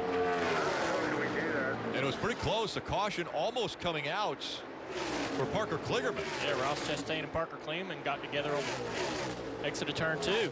Oh, I wonder what was going on there that created that, because look at the left front. Yeah, Parker locks the left front down to save the car. Saves the car, but flattens the left front tire and ends up having to come down pit road to make a tire change. Kelly. Hey, this stage end is going to come just in time for Kyle Busch, this 18 team. Kyle just came over the radio to say, I'm bottoming out on the left front. It's a brand new feeling. I've not felt that all day. And he said, I'm not sure if it's another loose wheel. Well, the pit crew didn't get too excited. Obviously, they've got that stage brake so they can bring him back down pit road now. Stage 1 winner and Stage 2 winner, Kevin Harvick, putting on a dominant performance at Texas Motor Speedway as the 14 of Clint Boyer back on pit road serving the penalty. Eric Jones, Kurt Busch, you see them in the top 10. Daniel Suarez is 9th, and Chase Elliott gaining 1 point. But now, points so valuable. That comment by Kyle Busch there about the car bottoming out, that's really concerning, Steve, this far into a run. Yeah, we discussed it with NASCAR, and it was absolutely that guy sitting on the pit wall with his 2 feet in the stall for the 14. So even when you're not involved in the stops, you have to pay attention.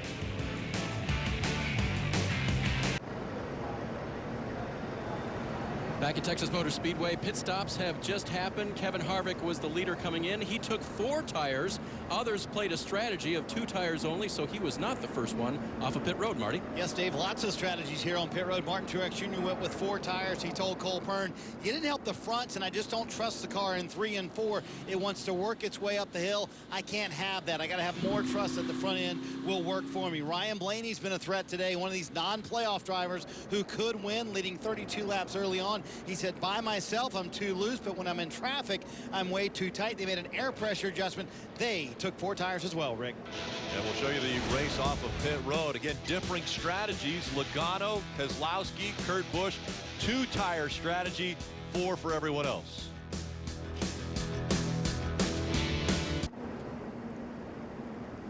First 2 stages complete in the Monster Energy Cup Series race from Texas Motor Speedway. Let's go to the Peacock pit box. Time now for today's Toyota Social Spotlight with Rutledge Wood. You know, Rick, it was a great question that Toyota asked today. What is your favorite short track? And let's take a look at some of the responses we got. Now, first up, this is a great one. Wall Stadium Speedway from Hannah up there in Jersey, of course. Let's go Martin Truex Jr. Love that one. Formula Drift races up there, too. Let's check out the next one. This is from Joshua. He said Stafford Speedway. Tons of great drivers have raced there over the years, including Ryan Preece. Always a classic. And next up, we've got Marvin. Oh, Marvin Blue, we love you, buddy. Toledo Speedway. Me and my father go to this short track once a year in May to go see ARC Racing Series. We saw Jeff Burton's son, Harrison Burton, win at this track in 2017. It's the best track ever. Thank you, everybody, for all your responses. Guys, this is exciting. So much on the line here. Trying to that ticket to punch your way to Miami. And we're going to get a few quick updates. Kelly.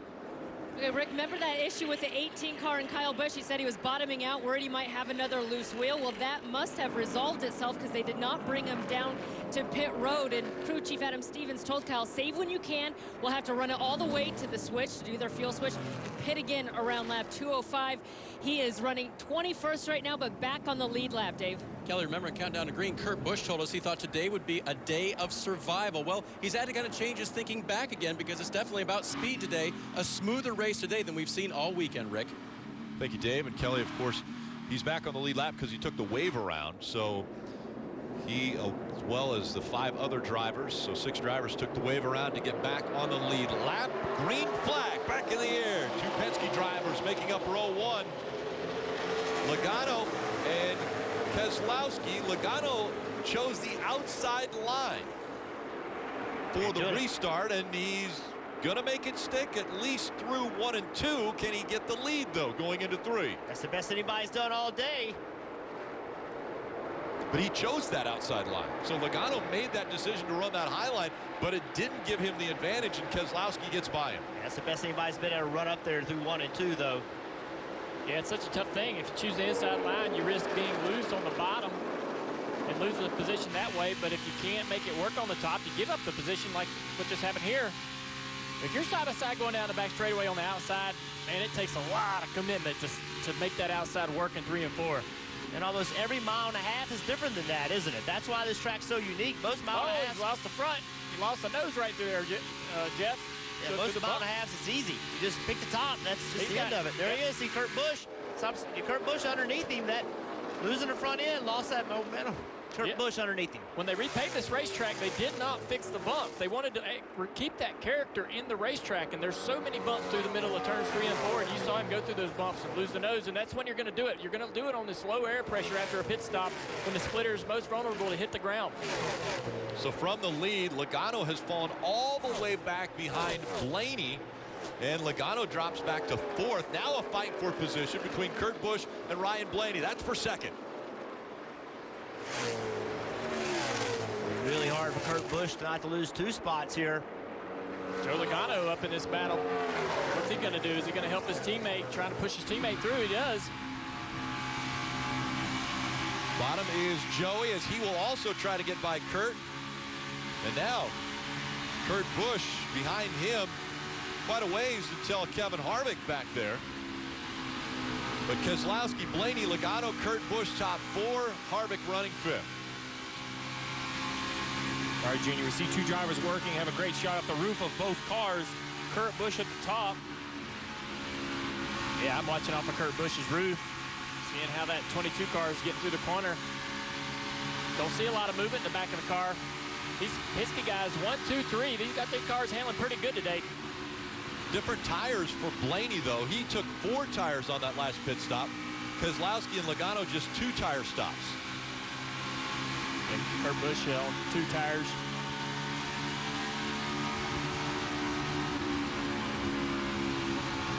Off throttle time in 3 and 4 is starting to increase as we get further into this race. It's a good battle right here. Eric Almirola trying to get by Martin Truex Jr. Martin Truex Jr. was right behind Harvick and just lost his car, and that allowed Almirola to move up on him. A fight for 6th.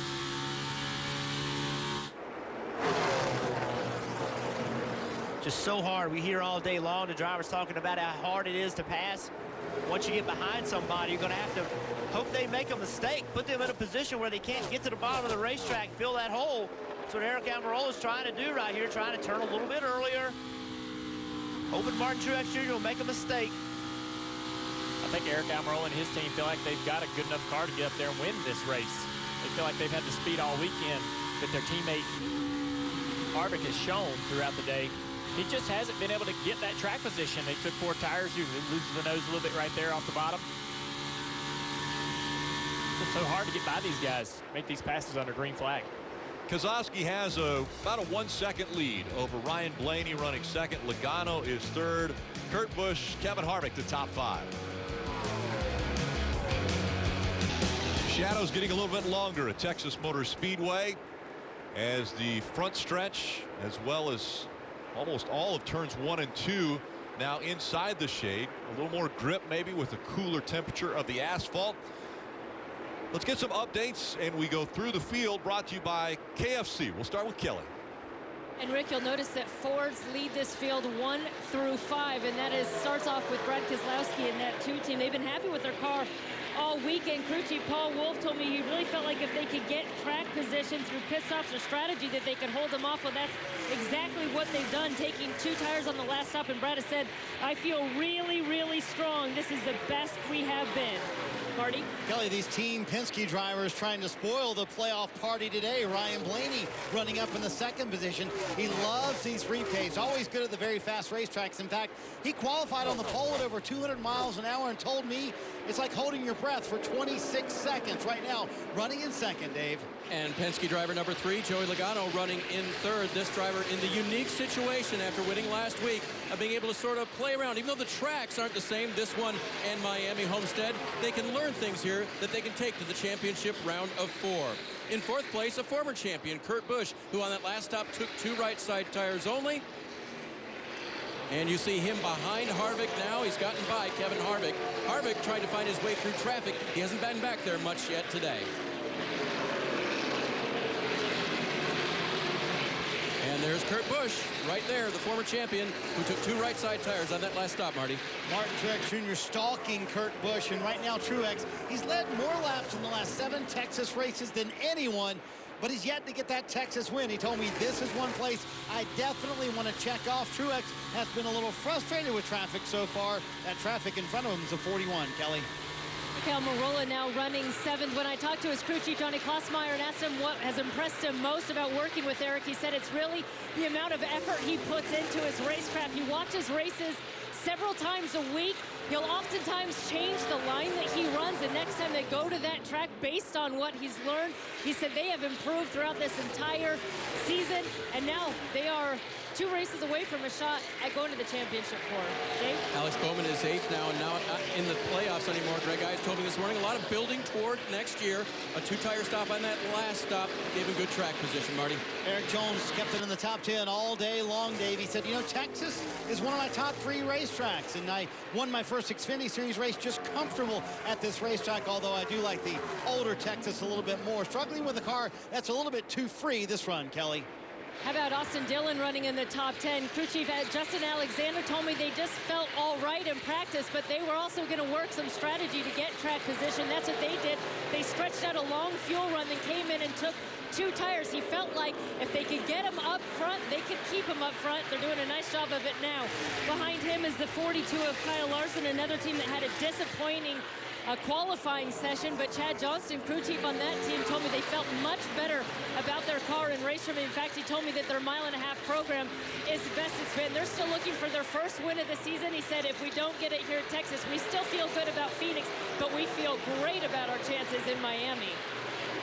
Kelly, we talked about Chase Elliott's team and how much they struggled in practice yesterday when they got into race trim. It's not been much better in the race today. Listen to the radio during that last run. Yeah, it's like as the rubber continues to lay down on the long run, my minimum speed just keeps coming down. It just has to continue to drop, you know, to get pointed the right way.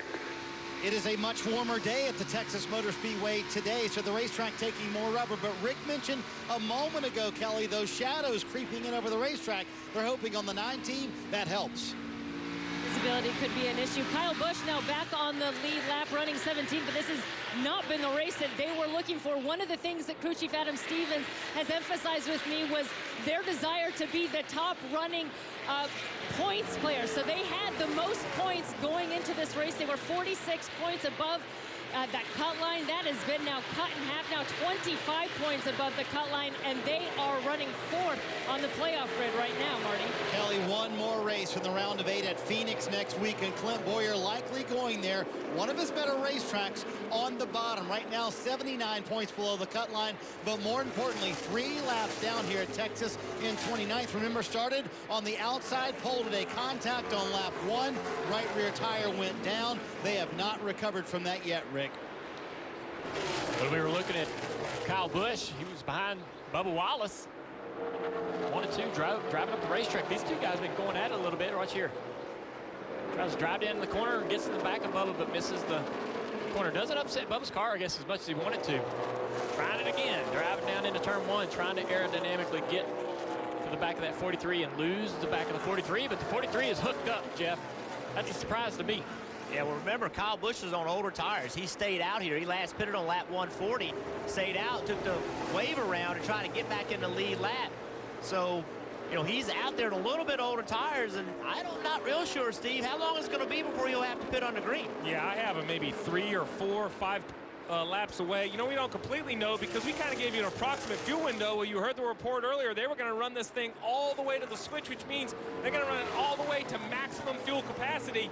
This would be an idea to see how far the 18 will go, but this battle between Kyle Busch and Darrell Wallace Jr. continues.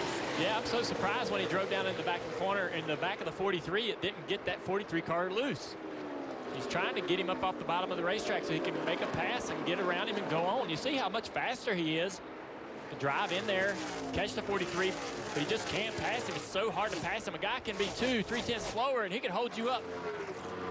That's why the drivers get so frustrated. That's why I think if we see some cautions at the end of this race, they're going to be crazy restarts because we've seen right here, Kyle Busch running so well today. Caught Bubba Wallace, can't get by him. That means track position matters, so you're going to have to get exceptionally aggressive on restarts. Every spot you get is it's going to be huge. It might take you 20 laps to pass a guy. You can get him in turn 1 on a restart. That'll be a big deal of who can win this race.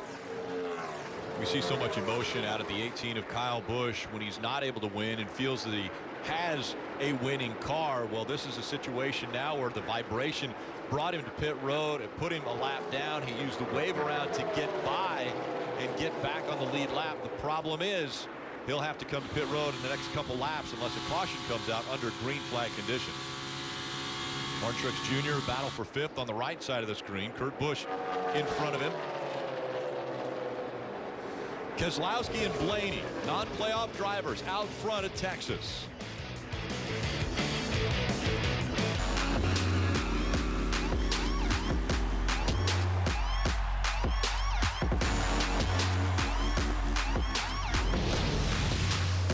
And just moments ago here at Texas Motor Speedway, Kyle Busch in that 18 car made his pit stop. Remember, he did not come to pit road at the end of stage 2.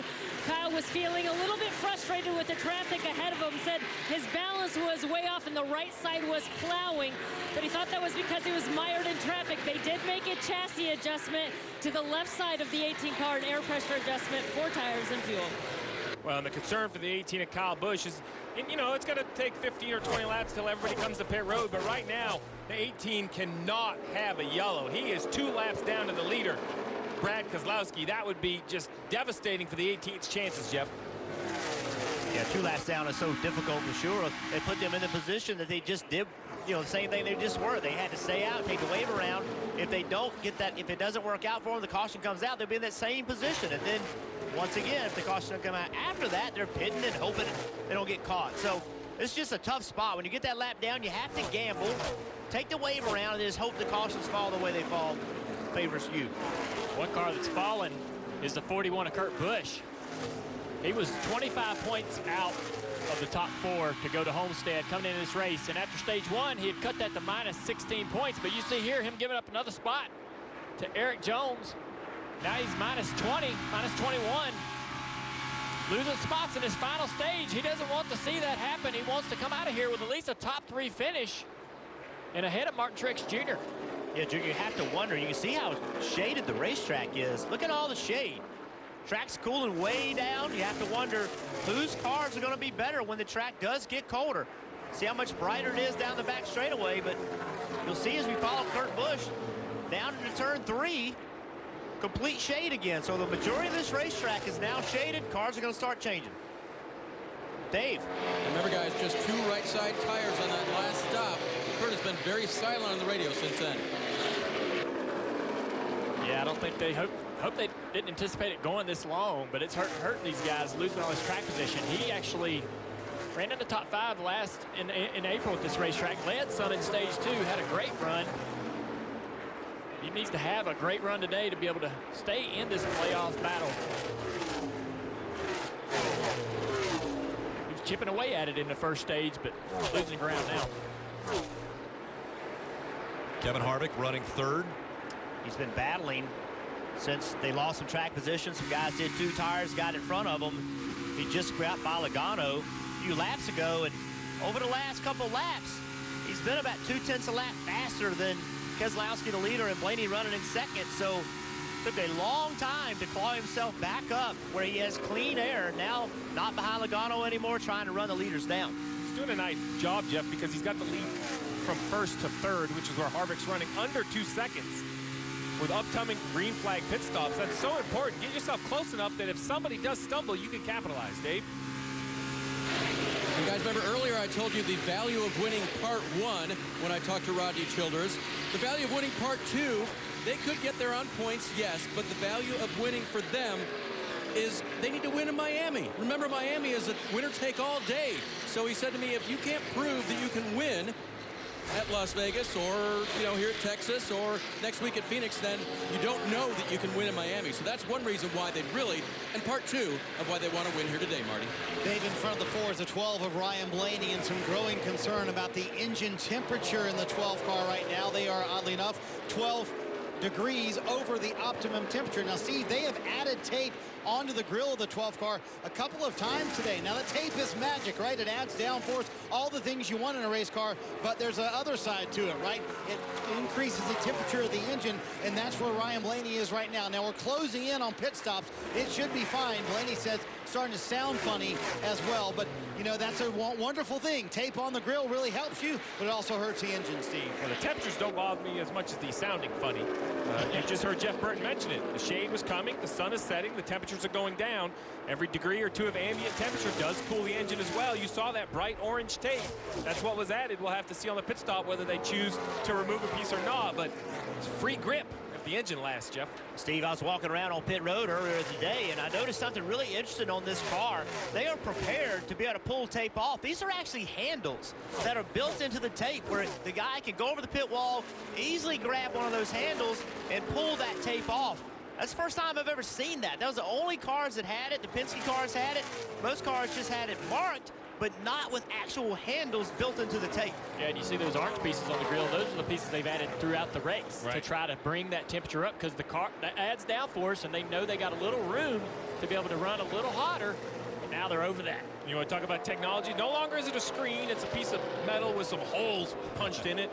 Rick, they can measure the exact amount of air that goes in to cool the car. 17 cars on the lead lap. That doesn't include Kyle Busch or Clint Bowyer, 2 championship contenders. As we head to break here at Texas Motor Speedway, Coca-Cola brings us down to the southern border on this week's edition of Race Day Fuel.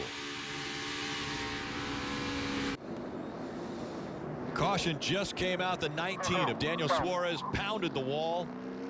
Take a look at what happened.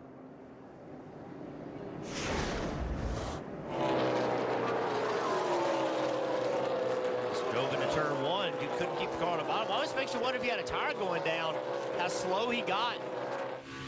He drives into 1. That's definitely a right front tire. Look at his hands. His hands never move to the right or anything. Just always to the left. Right front down for sure. See all the damage on the right side. They came to pit road, put 2 right side tires on, sent him back out onto the track. Let's listen in to Eric Almirola's communications. I'm telling you, man, you give me track position, we'll go like hell. Yeah, I agree. That's what we, I think that's what we think too. He's had that speed all weekend in practice, and those guys feel like that if they can get up front, they can win this race. And I agree with him. They just haven't done anything on pit road to give him that track position. The problem right now is can you do 2 tires now? You know what I mean? Because you still have 108 laps left to go. Can you do tires now and then do 2 again later? Because if you do 2 now and got to do 4 later, that could hurt you when you really need the track position late in the race. We mentioned the car that didn't want to see all the 18 of Kyle Busch was trapped 2 down. He'll take the wave around, but this is going to make it even more difficult. I think you need too much fuel for 2 tires, Jeff. I think this is the last time you're going to see 4 tires, but we'll have to see what all the crew chiefs decide, Kelly. And Eric Almirola will come to pit road from the 6th position. He said the 10 car was a little bit snug in the front, and he said he was good in clean air, but when he got in traffic, his tires were angry. He said, give me track position. You heard it, but they're still going to go with 4 Goodyear tires and Sunoco fuel, Dave. Middle of the screen, Kevin Harvick running in 3rd will come in for an adjustment. Air pressure doesn't take off well, too tight on the first laps, Marty. Martin Truex Jr. pits from 4th. He said, man, I wanted that to go green. They feel like they're so much better on the longer run. You saw a little bit longer there on the left rear for that team, the right rear rather, for that team. They're going to lose some spots here on pit road with a 78. Logano's pit crew continuing to shine in the playoffs, gaining 3 spots. Jimmy Johnson, little strategy there, gains 11 spots. You're watching the Monster Energy Cup Series, AAA Texas 500.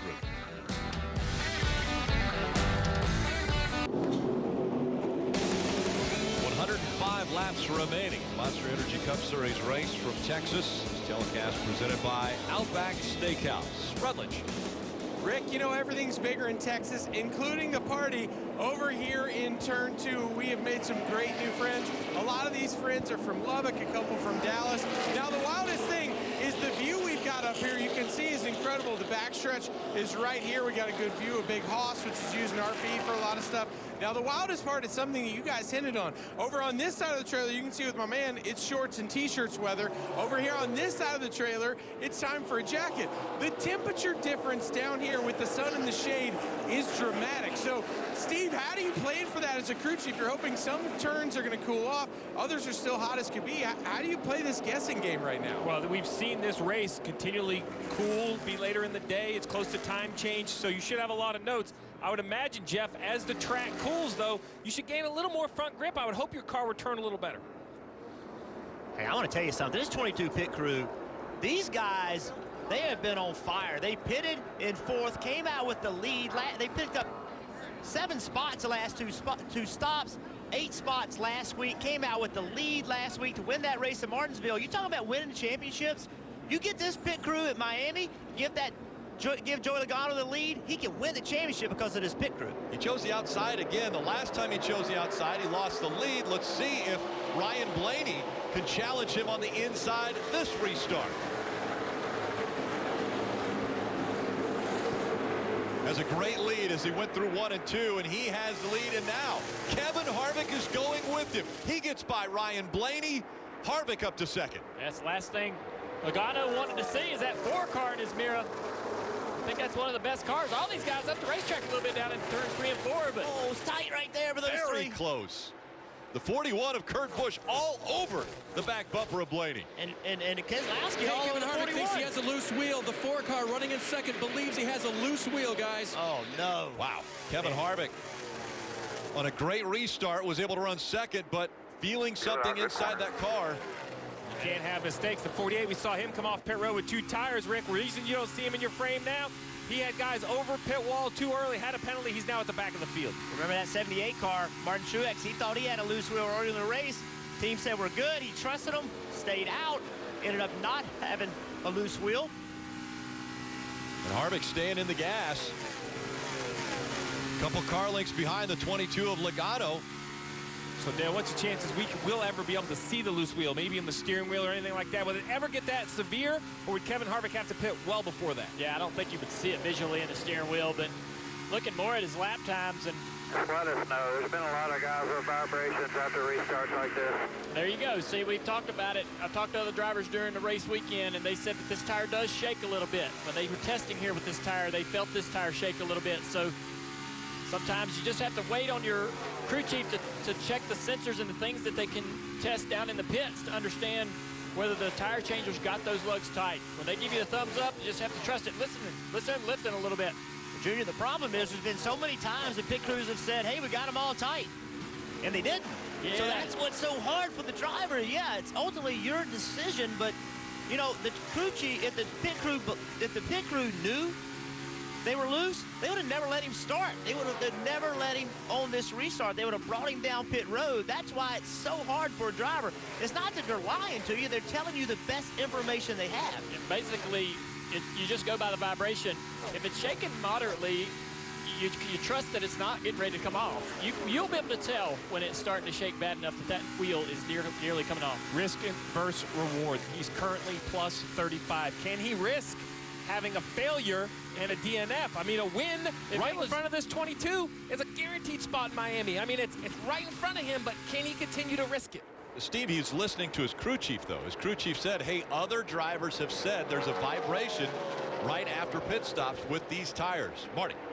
Same song, second verse for Martin Truex Jr. He thinks he has a loose wheel as well. Remember on that stop we talked about how long it took to change the right rear. They hit those right rear lugs probably 20 times. There's only 5 of those lug nuts, by the way, so he thinks he has a loose wheel as well. Could be that right rear. They've told him, ride it out. Let's update us in a couple of laps.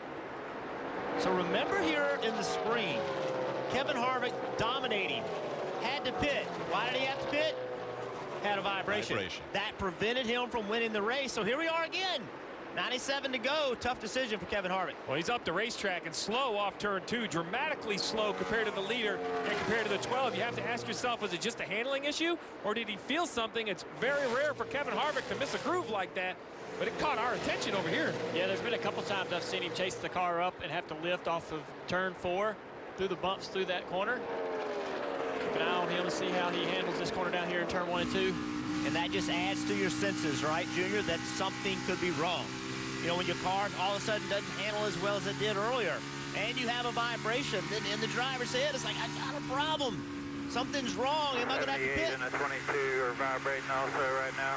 That's the crew chief right there telling him more information. Hey, these other guys are talking about vibrations, hoping to convince this driver that trust in the car, that the tires are tight, that it's just a tire issue that could happen from set to set. I'm nervous up here. I know he's nervous inside. He and Martin Truex Jr., I mean, it's just nerve-wracking. Well, don't forget, going into turn number 1, they're going over 200 miles an hour, right at it. 200 miles an hour with a loose wheel. I mean, that's got to be nerve-wracking for these guys. I think at the speed he's running, I mean, he's competitive. He's in second place. He's not giving up positions.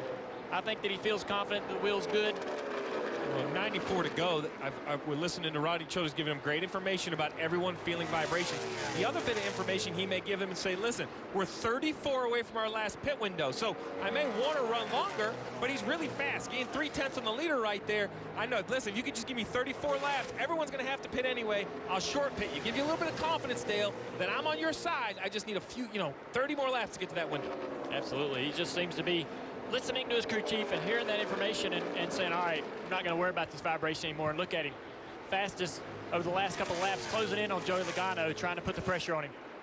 And Jeff, you mentioned the fact that this isn't the first time that Harvick has set in this situation.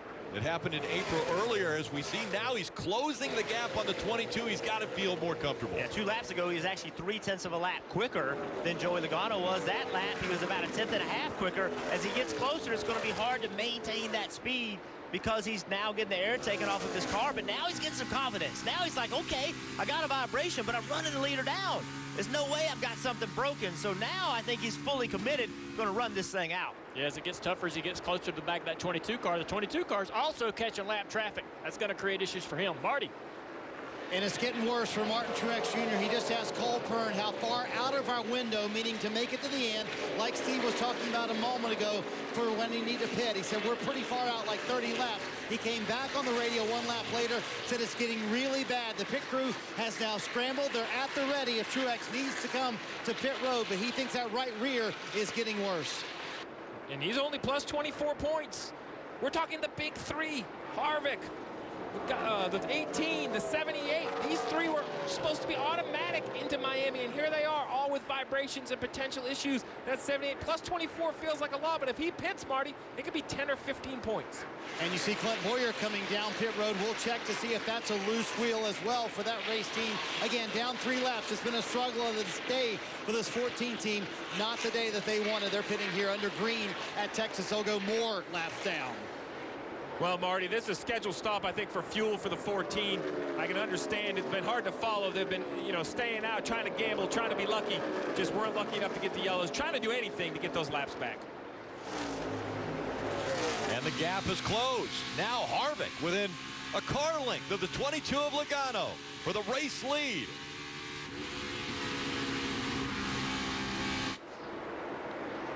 Yeah, they passed that lap car right there and didn't bother Logano too much. He's got clear sailing for at least another lap before he catches another lap car, and that's really going to be what presents the opportunity for Harvick to get by. I don't know that Harvick can drive up to the 22 and pass him. It's going to be something that causes Joey to have to lift for a lap car. And Logano has every reason in the world to keep the 4 car behind him. You want to make the 4 car earn their way into Miami by having to point themselves in. Maybe something could happen in Phoenix to keep the 4 car from advancing. That's a car you do not want to have to compete against for a championship in a couple weeks. Closing in behind these guys is Ryan Blaney. As the 4 and the 22 are battling. 78 on pit road here. Junior, he just couldn't do it any longer. He said, it's getting so bad on the straightaways, I can barely hang on to the wheel. The crew kind of scrambling here to make sure they have the right set of tires at Colburn. Once on the wall with 87 to go, they will not be able to make it all the way. When he hit pit road, they were plus 24 above the cut line in 7th position. Colburn saying, let's do 4 Goodyear tires here. They've had a terrific car all day long. Worked their way from the back into the top 5, but pitting on the green for a loose wheel for one of the big 3, Martin Truex Jr. I am so amazed at the consistency of this 22. So patient. He has not missed the bottom of the racetrack no matter what Kevin Harvick does. Marty gave us a great report on that 78 that he won't be able to make it on one more stop as Kevin Harvick closes in.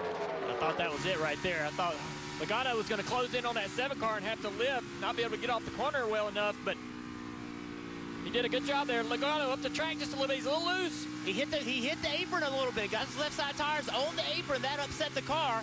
Able to maintain control, though. Yeah, we've seen him do that a couple times down in turn 2. Harvick knew it, too. Harvick was trying so hard to get the throttle down to be able to get a run. Marty. And pouring salt in the wound for Martin Truex Jr. He gets a penalty, guys. Driving through too many boxes on entry. There you see him serving the penalty. Colburn said, I knew you did it. I saw you do it. I just didn't know if NASCAR was going to call it. There's the penalty. He's going to be in a further hole now. Logano again catching a lap car off of turn 2. A bad spot to be catching a car. Doesn't present an opportunity for the 4, though, of Harvick.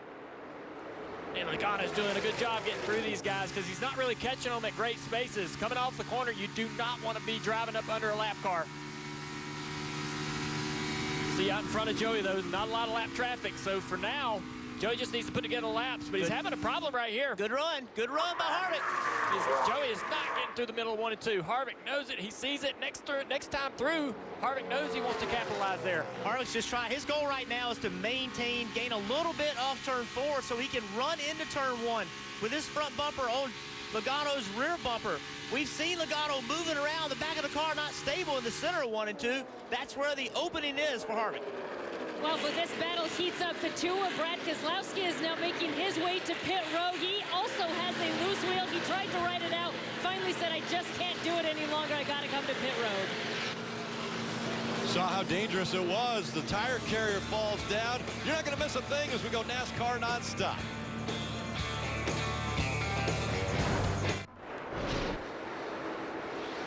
New leader in Texas. You saw it in NASCAR nonstop.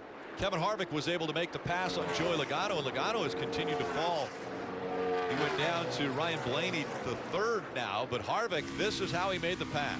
Yeah, we talked about that was the weak spot right there. Logano's car just not able to stay in the racetrack. Having to chase it, that's a lot of work, isn't it, Junior? Yeah, absolutely, and a couple laps later, he lost 2nd position to his teammate Ryan Blaney in the same issue, getting down into turn 1 and 2 and losing the back of the car.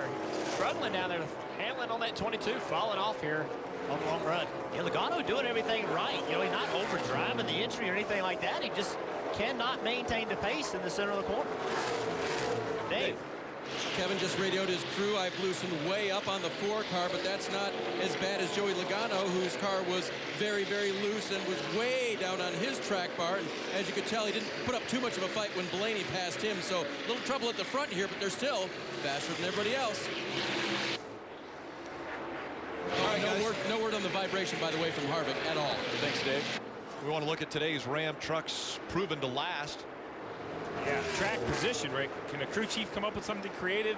Will we see the yellows? Can I somehow help my driver get up front? We say it every week. Minimize mistakes, especially on pit road. Loose wheels, loose tires, uncontrolled tires, you got to minimize those. And Pit strategy, remember, we've seen some guys take 2 tires. That's worked out for them. 2 versus 4, and can Logano's team get him back out front on pit road? They have been very impressive. Want to get a few more updates? We go back to pit road. And Marty. Man, Rick, it's been a solid day for some of these non-playoff drivers, including Eric Jones, who's really been in the top 10 for much of the day. Talking to him before the race, he said the communication between Chris Gale and I may be better than it's ever been, and that's really helped us in practice to translate it to the race. An example today, very loose car earlier, but much better right now. Car's tighter for him and running very nicely, Dave. Alex Bowman running in 9th position. When I talked to Greg Ives, his crew chief, this morning, he said, you know what, I think we have about an 8th to 12th place car today. So Alex has been doing his job. The crew has been doing well. Right now he runs 9th, Kelly. Remember, Austin Dillon started the season by winning the Daytona 500, which got them a spot in the playoffs, and even though they've been eliminated, still trying to close out on a high note. Crew chief Justin Alexander told me they feel really good about the progress they've made on their 1.5 mile tracks. In fact, he's had back-to-back 11th place finishes on these intermediate tracks, running 10th right now, Dave. As for Paul Menard in the 21 car, when I talked to Greg Irwin this morning, he said, back in April, we got wrecked on lap 2. We had absolutely nothing to go off of when we came to the track this weekend. So far, so good. Nice, strong run for them today, running in 11th. And William Byron, remember, he had trouble earlier. Got sideways when Jimmy Johnson was having trouble on the track as well. Williams' team has recovered. And the 24 car, starting at the back today, even without car chief Todd Devnich, has made their way forward and runs in 12th. So much going on in this race and so much shuffling because of the pit road penalties, the loose wheels, all those things. Right now, Kyle Busch is in the spot he needs to be in. He's the first car a lap down. He is praying for a caution. Don't want to be in it, but if he could get a caution, he would be in position to get his lap back. It's wanting it bad.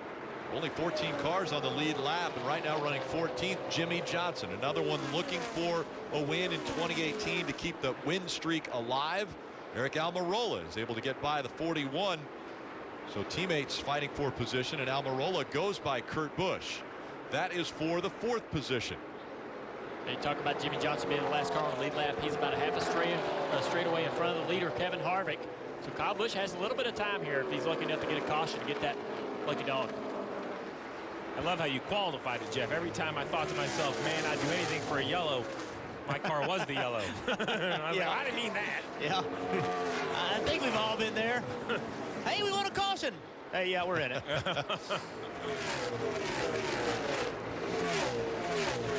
And Jeff, you mentioned earlier about pit strategy maybe coming into play and how good Logano has been as far as that pit crew, the over-the-wall pit crew. Dave, they've been spectacular the past 2 races. That's for sure, Rick. They made a change last week, and then this week, just a reminder that this group, 4 of the 5 who go over the wall for Joey Logano have been with him for a long time. They were with him in the championship runs of 2014 and 2016. And as we get down to possibly the last pit stop, possibly under green flag conditions, that's that solidarity, that base that Joey has of a team that understands him and understands how to get it done could be critical. Right now, Joey's over 4 seconds behind. I don't know if they can pick him up that far, but they've got a good crew here that can make it happen. Well, and Dave mentioned, not only are they fast, but that experience together. Rick, you mentioned it. Jeff, you mentioned it earlier about how these plays now have a lot of timing to them. You roll a tire before somebody leaves. It's not as simple as the pit crews have gone from 7 crew members to 6, now down to 5. Everybody's job is a little bit more difficult, and timing is more important. And that history of teamwork together definitely comes into play because these pit stops are the biggest they'll do all year. I also think, Steve, I know what Joey Logano did last week was controversial, and some people didn't like that he moved Martin Truex out of the way to win Martinsville. But you know who loved it? Was those guys that work on that race car. And they know that guy right there is going to do anything he can to win them a championship. And when you work for a guy like that, it motivates you, man. You want to do well for that guy. I think that matters a tremendous amount, too. Everybody wants the same thing and is willing to give everything to get it. I know in football, quarterbacks are always willing to buy their linemen maybe a few little gifts, presents, something saying, hey, thank you for taking care of me. What about a driver? Do you guys ever you take care of those pit crew members? I mean, they stand behind you if you might have a tussle or something. And you know me well enough to know. What do you think? Well, I don't want to answer right now. Big races, yes. Okay, yes. Big races. We were lucky enough to win the $1 million races several times. We did watches, those kind of things. It's teamwork, man. Yeah. Yes, and as you mentioned, those guys grow like a family and want to appreciate everyone who goes over the wall and what everyone does every week to make these cars go around the track as fast as they do and be as competitive. Well, Kyle Busch still 1 lap down, and Jimmy Johnson, it's getting a little bit closer. That's if Jimmy Johnson goes a lap down, that means Kyle Busch will be out of the free pass situation, which he needs dearly to get back on the lead lap if he wants to contest for this race win, which he was one of the best cars. If it wouldn't have been for speeding on pit road and a vibration that brought him back onto pit road, at one point in time, Kyle Busch was 2 laps down, but through fighting traffic as well as getting back on the lead lap through the wave around, but he's just been off cycle and has not been able to get that break that he needs. But again, only 14 cars on the lead lap, and it's getting closer and closer. About 2 seconds is the gap between Harvick and Jimmy Johnson. Well, I think what's going to happen to Kyle Busch in this 18 car is he's going to run out of laps. I mean, he's needing fuel. He's only probably, I don't know, 2 or 3 laps away from coming and pitting again to get fuel. So you're going to have to really get a lucky break here. Strategy has been crazy for so many teams today. Right now, Kevin Harvick, Ryan Blaney giving chase, but he is 3 seconds behind Kevin Harvick, the dominant car today.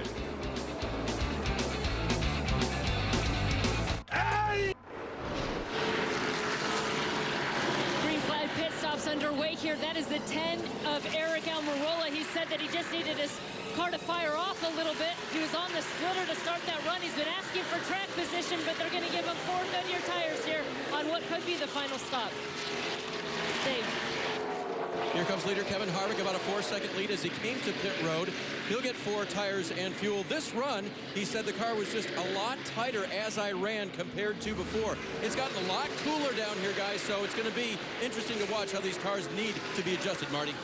Good observation, Dave. And those cool temperatures also have gotten Ryan Blaney, the same as Kevin Harvick, a little too tight this run. Jeremy Bullins caught him to pit road, kind of hoping they could jump the 4 car by maybe 1 lap. We'll see if they can make up some ground. Like you pointed out, Dave, they were 4 seconds behind that 4 car of Kevin Harvick. Again, too tight for Blaney, and air pressure adjustment, and they pulled more tape off the grill, Dave. 41 of Kurt Busch on pit road. Slow in the apex of 1 and 2, just won't turn for the driver, so he'll need 4 tires. Air pressure adjustment perhaps at this point is going to have to work for him. They'll do it, get 4 and fuel, and send Kurt on his way. Eric Almirola was the first playoff car, the first car running inside the top 10 to pit. He drove all the other leaders to pit, not surprising. Now the 22 of Joey Logano's on pit road. Dave? Here comes Joey now slowly down pit road. One thing he doesn't want to do is contribute to a problem speeding on pit road. He'll hit his marks nicely here, and the crew will go to work. For Joey, most recently, he said really struggling here. That was about 10 laps ago. The front end has just gone away on the race car. You saw that's why cars were getting around him on the track. Marty. See Chase Elliott on the bottom of your screen. I'll be honest with you, Dave. They've been outside the top 10 for much of this day. The car slowly getting better, and other guys having trouble. Chase, once again, like they've been in these entire playoffs, opportunistic. They worked their way up into the top 7. A big wedge adjustment there, though, thinking they needed to get a little bit better. The sun going down, track changing, guys. Yeah, the track's changing with 51 to go. Not just the track changing, but the pace. You know, as you get to the end of these races, Dale, right, you attack the corner a little bit harder. It's time to go. Pay window's open. You got to find a little bit more out of your race car. Yeah, that's gonna work for some guys, but not everybody. When you start to drive the car harder and get in the corner deeper with that extra grip, it loads the front differently, and you could get down into the splitter. We've had that happen many, many times. We get toward the end of this race, and the car starts hitting the ground and bottoming out because we're going that much faster. You see how bumpy it is through turn 3 and 4. If you're having issues on restarts with low air pressure and getting down that splitter, that's going to be more of a problem when we get a late race restart. Yeah, Jimmy Johnson is checking out. Dealt a tough hand to start the race. Had to start at the back because of a miscommunication with NASCAR. They said he had a penalty. It ended up it shouldn't have been a penalty. They're trying to recover. Currently the leader And right here, this is almost like the Hail Mary, right? There's nothing to lose. They're staying out trying to catch a yellow with only 12 cars on the lead lap. That would give them a little bit of track position. They've got to be getting close on fuel. I would expect to see him on pit road in about the next 5 laps or so. Kevin Harvick currently running second. Yeah, Harvick and Blaney came to pit road together, left pit road. About a 4-second difference between those two guys. Once Johnson does cycle to pit road, that'll make Harvick the leader. All the leaders were concerned. They all were penalty-free. Denny Hamlin not quite as lucky. At an uncontrolled tire back at 29. Just this entire year for Denny Hamlin has not been what he's looking for. He's yet to go to victory lane, trying to keep that career streak alive, much like this guy, Jimmy Johnson. Him and Chad Canals making their 600th start today. Have won so many races, 7 here at this racetrack. They've actually won on this configuration as well. They were the original winners on this configuration, Kelly. When I talked to Chad Knaus earlier today, he had only just been told that it was their 600th start together. He said, look, to be honest, I didn't think I would have 600 starts in the Cup Series, period. He also told me he doesn't really pay much attention to the numbers and their statistics, but he said it's been put in front of us and thrown in our faces so much this year that I've kind of had to pay attention. And he had said it really is pretty staggering what we've been able to accomplish as a team. As we see Jimmy Johnson right behind him, Kevin Harvick. He's about 13 seconds behind. We know Jimmy has to come to pit road. Junior, 4-second lead, arguably the best car. He was the talk of the garage, but 46 laps to go. What's it like for a driver knowing still a long way to go, but you feel so good about your chances? Yeah, I mean, as good as this car's been, not only this afternoon, but here in April. I mean, he's very fast. They had a little bit of an issue with a lug nut that got jammed in the jack on a pit stop. Then that brought him down pit road with a loose wheel or a vibration under green. And that really, I think, cost him winning this race in April. Kyle Busch was able to get that track position on the 4 car and maintain it to the end of the race. But right now, I think Kevin can only run, 80, 90%. Doesn't even have to try that hard, take his time getting around these lap cars. He knows that even if Blaney can get close to him, that dirty air is going to be tough for Blaney to overcome. Think about what a win would mean for Kevin Harvick. Not just a seat at the table at Miami, a chance to win a championship would be his second, but doing it now with a guaranteed win, your preparation for Phoenix can actually roll back a little bit. The entire team, the engineers, Rodney Childers, even Kevin himself could start looking ahead to Miami, right? Could start looking at what they're going to need at Miami. You mentioned April and the race when it all went away. A dominant car once again, but watch this. How fluke can this be? They come and a lug nut, of all things, lands in the jack. I mean, what are your chances? That's pretty impressive. They didn't have an issue until they went back on the racetrack and the green flag came out. And he said he had a vibration, had to come to pit road under green. There it is right there, loose wheel. And that cost him too much track position, but he's able to battle it back. He had an uncontrolled tire as well during that race. So it seemed like, all kinds of problems for this team, but they were able to battle back. Finished second in the race. But that track position was so important. And then, too many men as well. You see right here, a tire gets away, falls over to try to get it. I mean, it's his own highlight reel. Yeah. The issues that the 4 has had. And while we don't want to pick on the pit crew, I think the reason we see their mistakes is because the 4 is so fast. It's highlighted week in and week out. But you have mentioned it, with 4 SHR cars in this round, they haven't been able to make any pit crew changes. They're committed with the guys that they have. I think this would be a huge confidence booster for the pit crew as well if they could somehow lock this down. Callie, the 48 finally has made its way to pit road. Yeah, and we know they've been trying to work the strategy as best they can today. You see them do it once more. It was just 2 right side tires for the 48. Now the 4 of Kevin Harvick takes over the lead. Has a 4.5-second lead on Ryan Blaney, who's no longer in the playoffs. Got that big breakthrough win at the Roval to advance. Was unable to advance on the last round. Eric Almirola in 3rd. A ton of points below. He's looking like a must-win. Joey Logano, the winner last week, in 4th. And Eric Jones in 5th. And behind these guys, you just saw Kevin Harvick got by Martin Truex Jr. Then we saw the pit stop by the 48 car. Now that has put the 78 car, the first car, 1 lap down. So now Martin Truex Jr., he's wanting that caution to come out, much like we saw Kyle Busch earlier.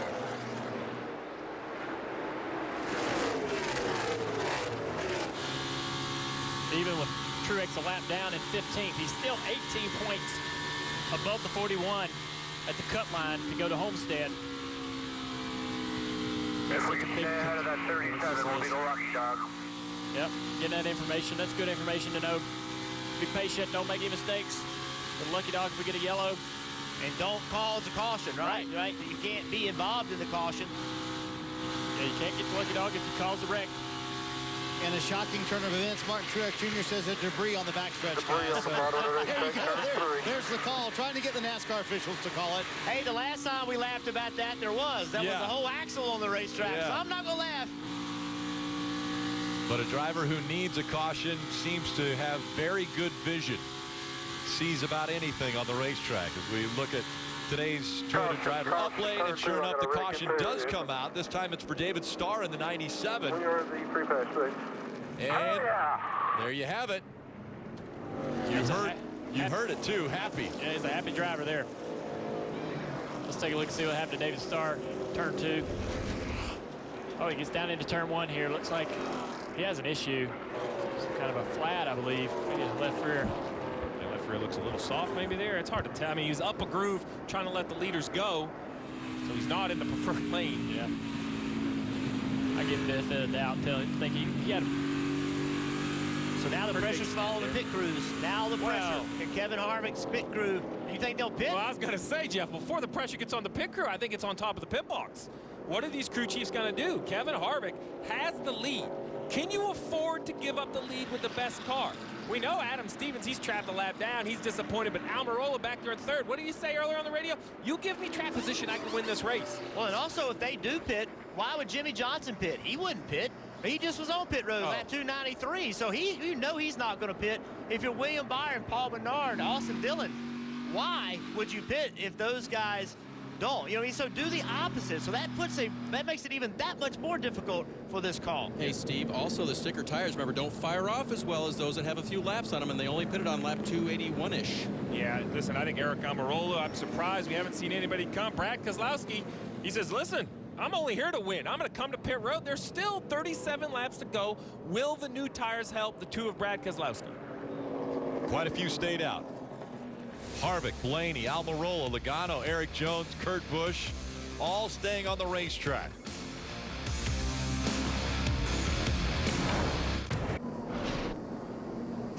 Sunday Night Football featuring 2 of the best ever under center, Aaron Rodgers and Tom Brady. Packers versus the Patriots from Foxborough. Football Night in America, 7 p.m. Eastern, kickoff at 8:20 p.m. tonight, only on NBC.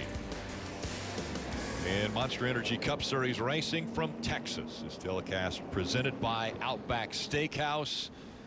The Ferris wheel outside of turns 1 and 2. Pretty good vantage point as we have been able to watch Martin Truex Jr. And we, once again, will say the Toyota driver update. He was pretty excited when the caution came out, able to get back on the lead lap. He's earned 14 stage points today, and that was the goal. Get as many points as you can. Being a part of the Big 3, they have been above the cut line. Yeah, the tough part about this is Kurt Busch now in 6th place. Truex being able to get himself back into the lead lap. Every position that he gains going forward as he moves through the field, that's a position that Kurt loses to him, as you see it right here. Before the green flag flies, let's check in with Rutledge.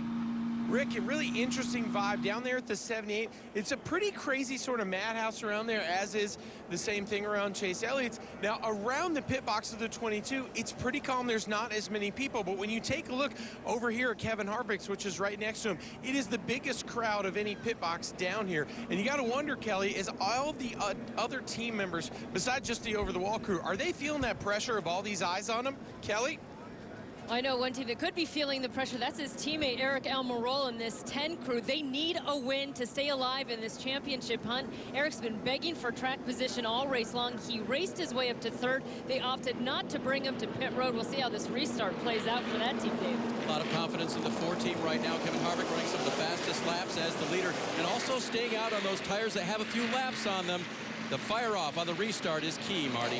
Oh, Dave, it's about to get good. They asked Ryan Blaney. Kevin Harvick wants to know if he takes the high line, will you let him in? He said, nope, we're racing right now. They said, well, your teammate Joey Logano's behind you. Do you want to push? He said, I want him on my bumper, pushing hard.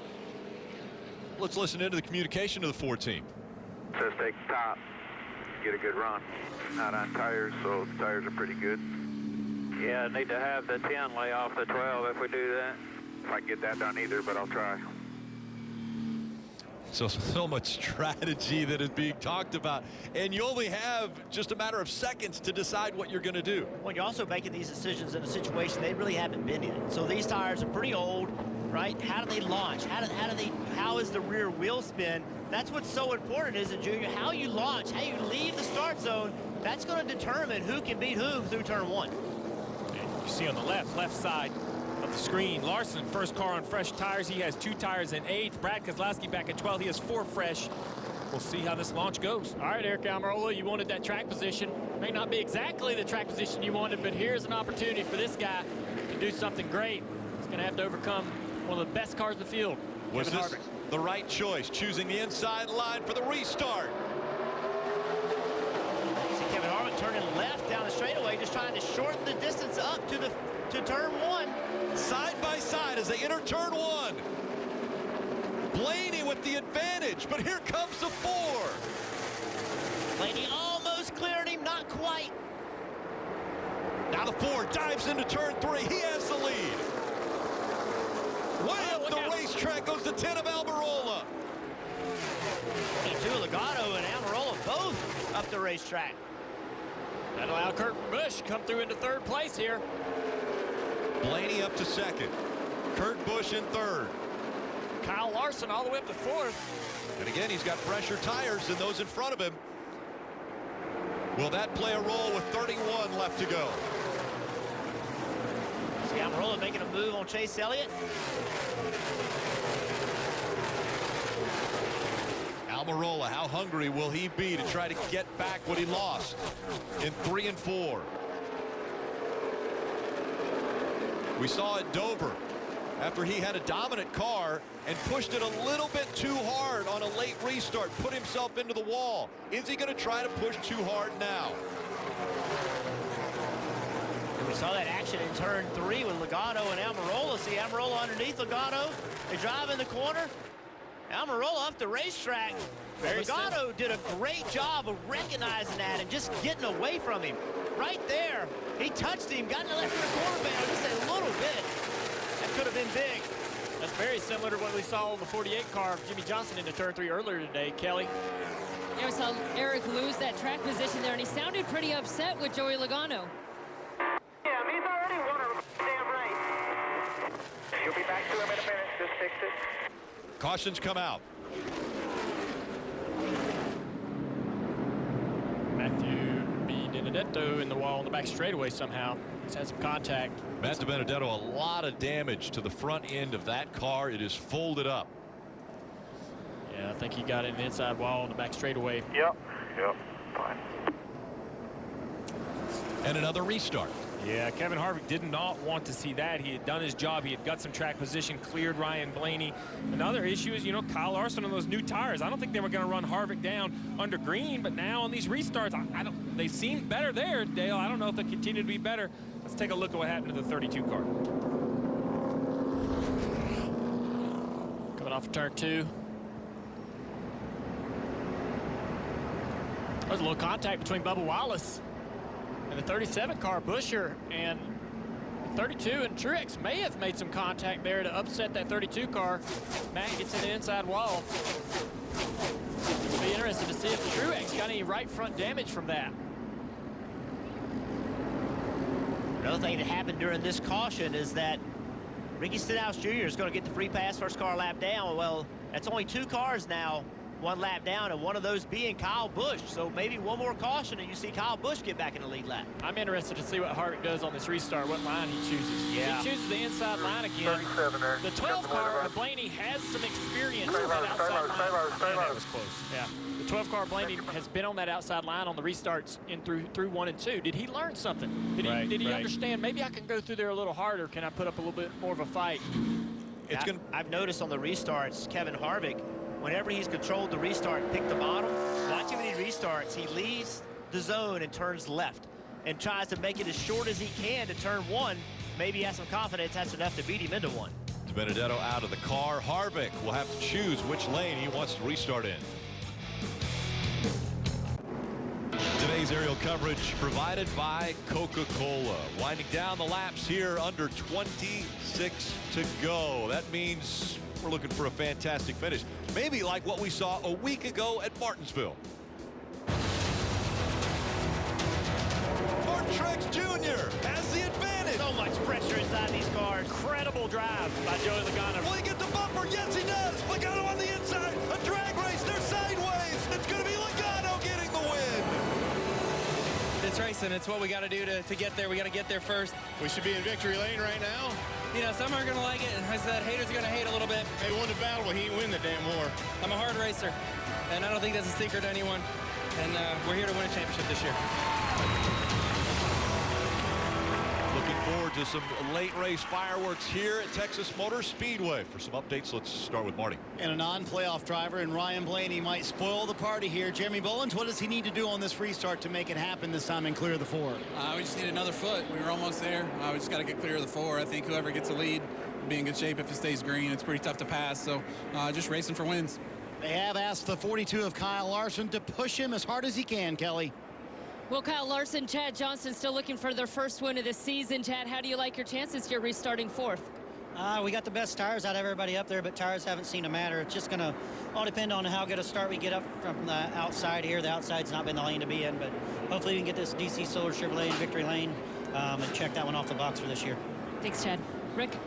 Harvick once again has chose the inside line, and on his outside will be Ryan Blaney. Back through the restart zone. Green flag back in the air. 24 laps to go. I thought Harvick had cleared him, but he didn't. 12 car with a big run. A good restart for Harvick, though. He holds him outside. Can he clear him? Yes! Blaney gets by him. Impressive. I thought that maybe Blaney had learned something from that restart beforehand on that outside groove. Maybe he could push it a little harder, and he does. And this is going to be so difficult for Kevin Harvick. We've seen track position. It matters all day long. You just heard Jeremy Bolins. He thinks whoever gets out front is going to have the best chance to win this race because it's been so hard to pass. Harvick's had the best car all weekend long. We'll see if he's able to get close enough to affect the air on the 12. Here's a crew chief for the 4, Rodney Childers. Man, he knows that's how close it was when he got cleared off turn 2. Now he's got to watch like we are to see if Kevin Harvick can put together perfect laps for 23 laps. See if he can make his way back by the 12. The last time through 1 and 2, Harvick beat him through 1 and 2. Harvick's faster. It's just when you get within that 1, 2, 3 car lengths back, it takes so much air off the front of Harvick's car. It makes it so hard for him to continue to move forward. He just continues to lose downforce the closer he gets to the 12.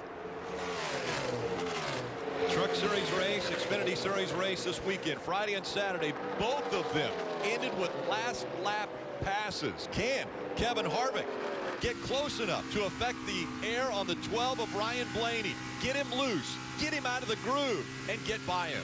You see the playoff points to the left side. Long way to go here. 22 already has a win. The 4 plus 36. He would much rather have a win, but I think the 4 and 18, even the 78, while they haven't had the best days, they've got to be happy this isn't the 41, the 9, or the 10 leading the race. That would completely flip-flop the playoff standings. This is the lap. This is where he's going to have to beat the 12 car. It's going to be hard to make up any ground in 3 and 4. So much grip over there. 1 and 2, where it's low grip, that's where Harvick's going to have to take advantage. You can see he's better in 1 and 2. He's there. He's close enough. He's close enough if he can get a little. He's just about to where he can upset the back of the 12 car. Needs a good run right here off of 4 to enter right on that rear bumper. Yeah, there's so much off throttle down here in turn 1. If he could be within maybe another car length closer, he could drive in there and try to upset the back of that 12 car. Not close enough. He knows he's not close enough. And he can't try too hard in that situation. If you try to make up too much ground, it's only going to make it worse. Yeah, he knew he couldn't drive in there deep. Not close enough there, but got to put together a couple corners, try to get that opportunity. Hey, remember when Ryan Blaney got his first win at Pocono? Who did he hold off to win it? It was so impressive. He had Kevin Harvick putting all kinds of pressure on him. On that day, he had enough in him to hold off Kevin Harvick. See if he can do it again today. Look at him game there in turn 1 and 2. Harvick is so good in 1 and 2. Blaney off the bottom. He's off the bottom on exit. You cannot do that. If he does, Harvick will eventually take advantage. Big run coming off of 2, but diving into 3 still. 2 car lengths separate these two. Harvick's so good in 1 and 2. It's going to happen sooner or later. I don't think that Blaney can keep him back there. Some positive energy coming down the front straightaway with a little bit of gain on him. Watch him right here. That right there is where the speed is. Well, there Blaney he goes. off Here the he goes. bottom.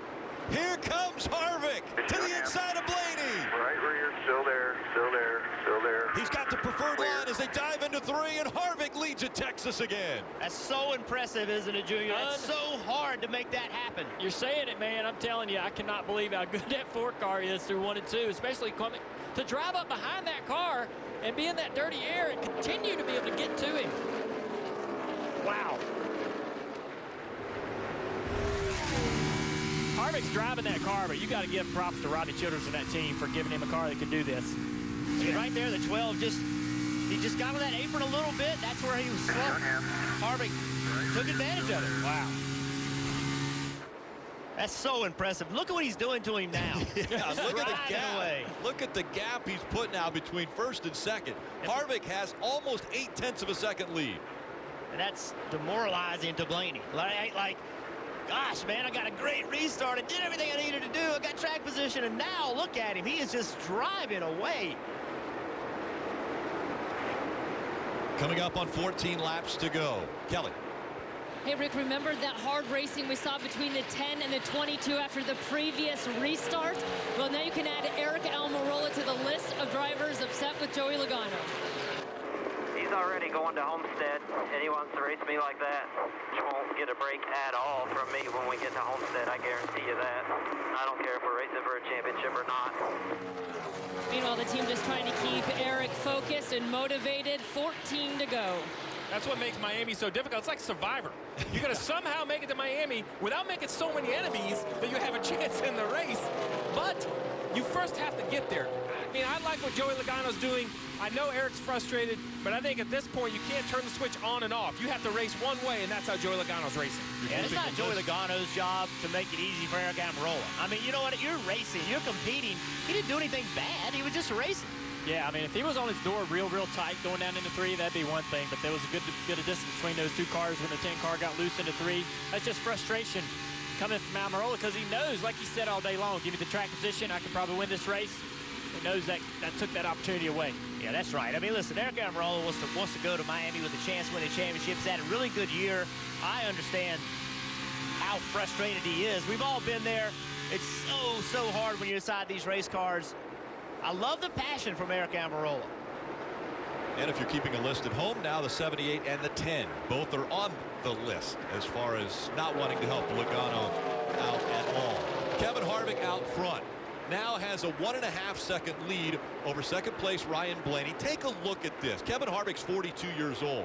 He has won 7 races already in 2018. Look at the names that are on this list with him. Lee Petty, the first Petty that raced in NASCAR. David Pearson, one of the greatest of all times, the Silver Fox. Bobby Allison, Hall of Famers all on this list. And then Kenseth down there at 2013 when he won 7 races in a year. And these guys didn't race under this format, but think about this. If Kevin Harvick were to win this race, but I'm not giving it to him yet. I've seen so many late race cautions, but that would be, if he wins this race, it would be the 4th time in 5 years that he's gone to Miami with a chance to win the championship. That alone is exceptionally impressive. Well, we have seen drivers make moves during their career. Could you say more about Kevin Harvick's move to SHR? I mean, he had some success at Richard Childress Racing, but since joining SHR, his numbers have just skyrocketed. Yeah, I think working with Kevin Harvick over the years and understanding what kind of driver he is and what he does for a company, what he does for a team, he's really smart at being able to put the right pieces around him to give him success. And he did that going over to Stewart-Haas Racing.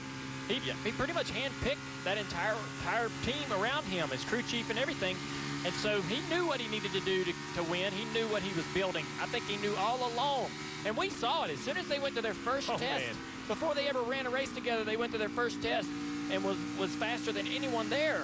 And I said, oh my God, Steve, we got a new sheriff in town. The 4 car is gonna be tough, and he has been ever since they've been together.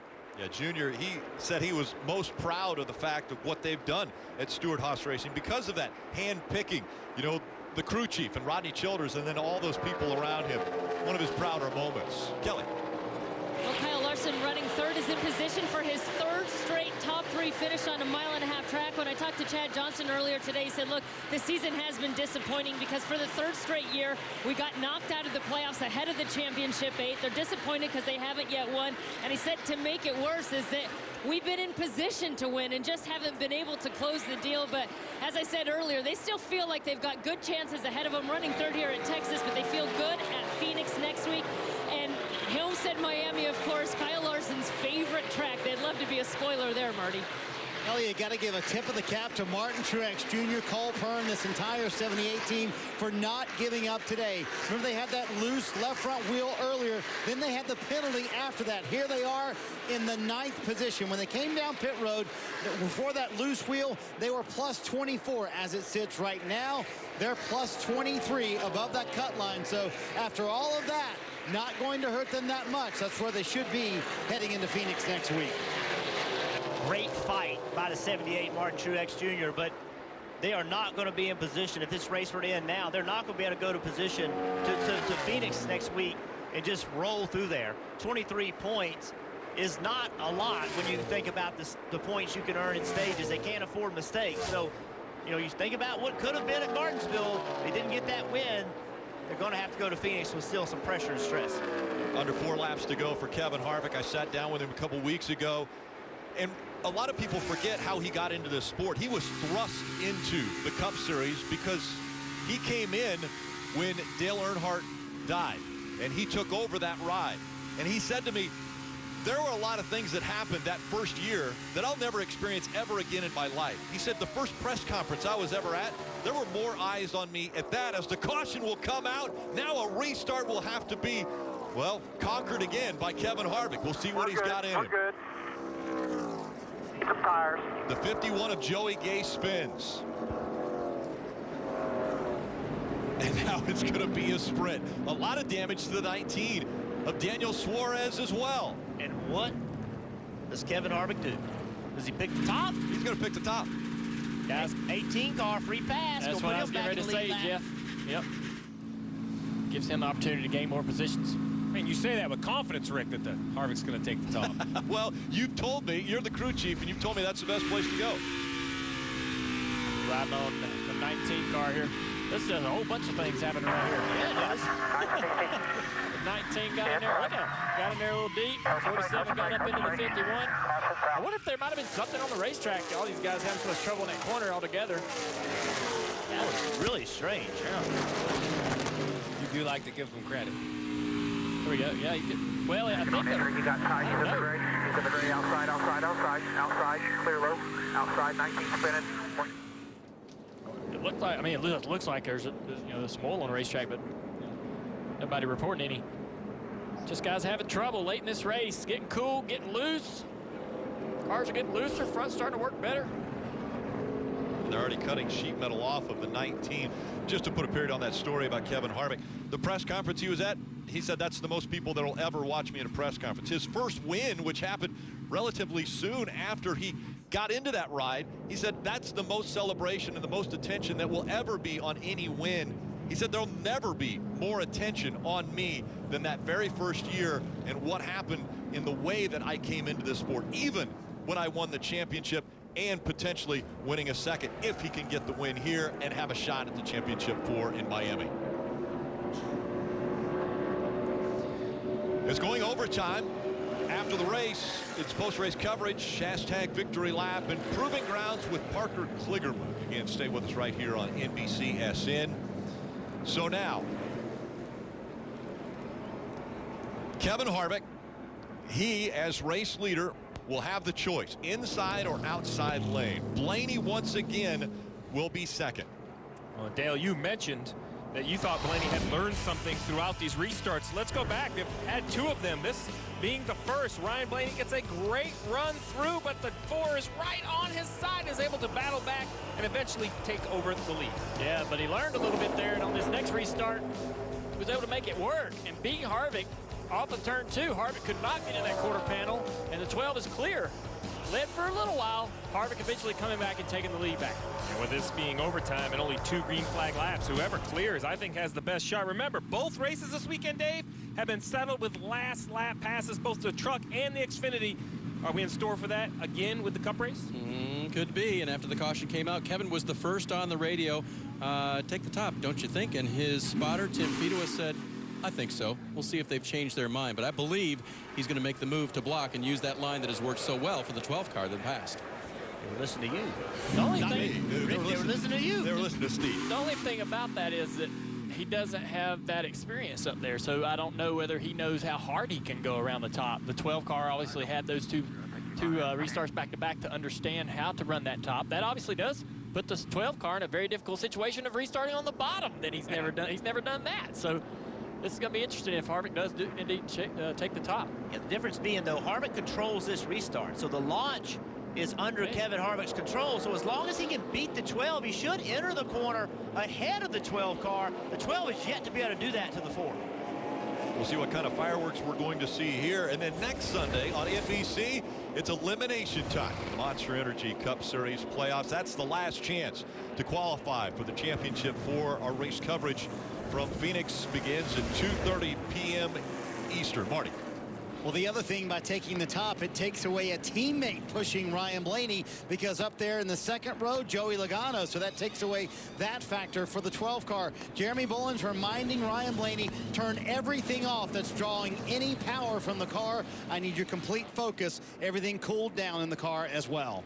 I think that's a great point, splitting the teammates of Penske up. However, what you did was you put Kyle Larson with less laps on his tires behind Blaney. Kyle Larson with less laps. Maybe he has less rear wheel spin. Does a better job of pushing the 12 car. Will newer tires matter on the launch for this restart? We're about to find out. The field, 2x2, coming through 3 and 4. I'm nervous. Remember how slick it's been for that inside line, how loose they are without that side force, with that outside line tucked tight on them. It'll be difficult for Blaney to make this work. Kevin Harvick, control car on the outside, Blaney on the inside. It's overtime, presented by Credit One Bank. Look at the big push by the 42 of Larson. Went up and hit the 12 car. Moved him in front of the 4. Advantage Blaney. Here comes Harvick, hard into turn 1, and he clears him easily. Wow, that's huge. That wasn't even close. Kevin Harvick down the backstretch already. 4 car lengths between himself and Blaney. Harvick went into turn 1 and just committed.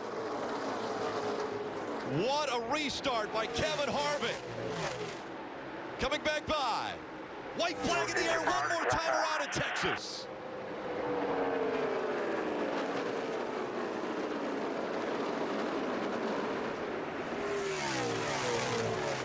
Kevin Harvick putting together one of the greatest seasons of his life. Looking for his 8th win of 2018. And more importantly, a secured spot in the championship board for another chance at a championship. Harvick wins at Texas.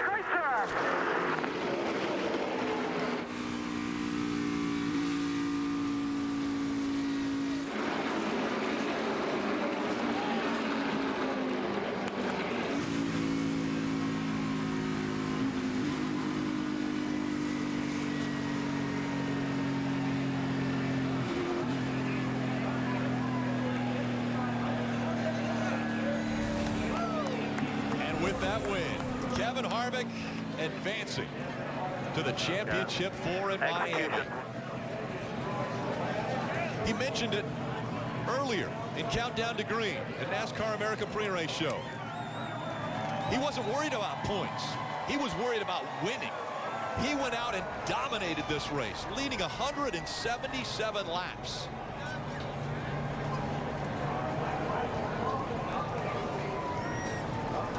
And you know, the 42-year-old who now has 45 career wins in the Monster Energy Cup Series knows how to celebrate these wins.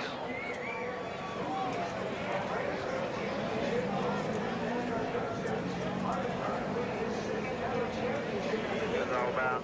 You guys are awesome. Acknowledging the fans in the infield.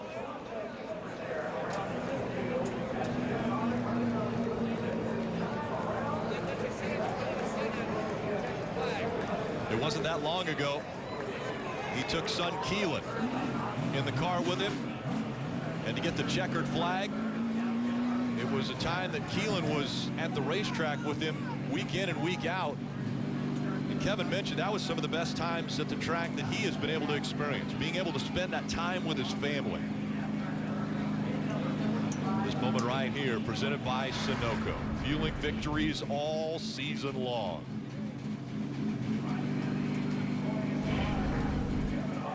Taking awful good care of this car. Like maybe he wants to see it again in a couple weeks in Miami. Mile-and-a-half track. I would think the competition doesn't. Yeah, you notice no burnouts, no grass, no nothing. We're just going to ride around here under a little celebration.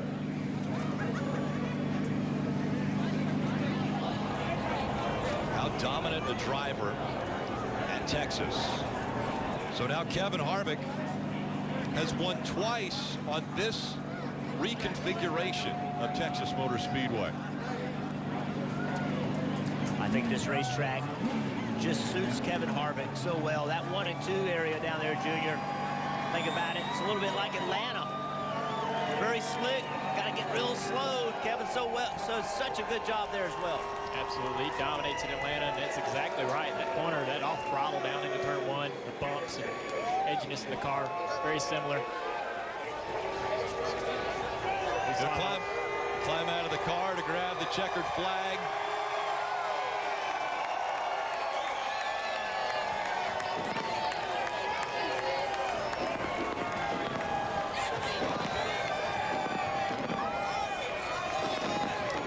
Kevin Harvick climbs out of the car after a fantastic victory lap.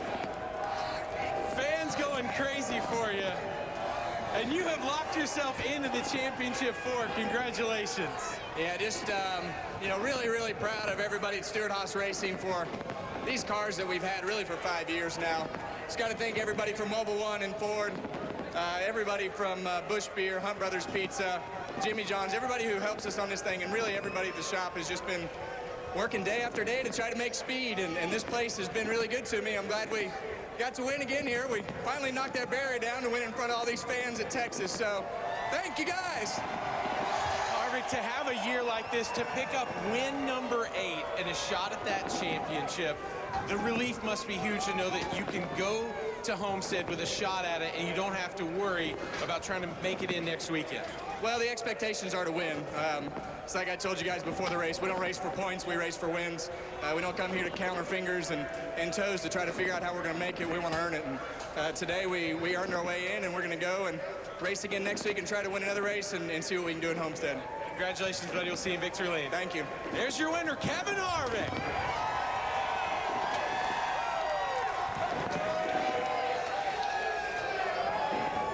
Two races into the semifinal round of the playoffs. Martinsville a week ago. Logano locks himself in to the championship 4. Now Texas. Kevin said, you know what? Come down here and check this car out. This fan right here is going, are you kidding me? So when he goes to school tomorrow, he is the man. Like, there is no way you got anything on this guy.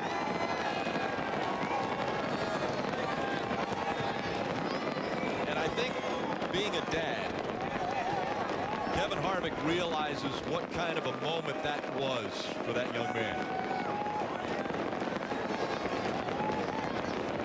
And look at this.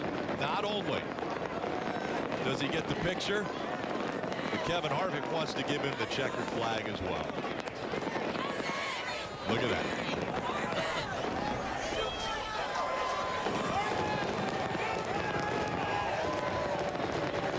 Very classy move there by the veteran.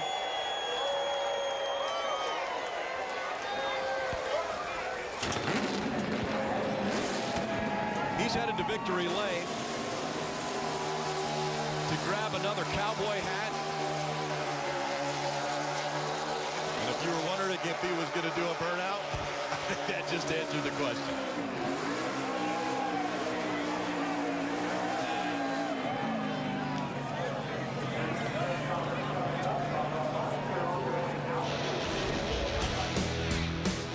Kevin Harvick on his way to victory lane again. It wasn't easy, although he led a lot of laps. He had to work hard to get by Ryan Blaney after the restarts, and Blaney was able to get by him. He fought hard, waited for his moment, and was able to get back by. Then a great final restart for Harvick, propelled him up front and got him that win that solidifies a championship 4 position.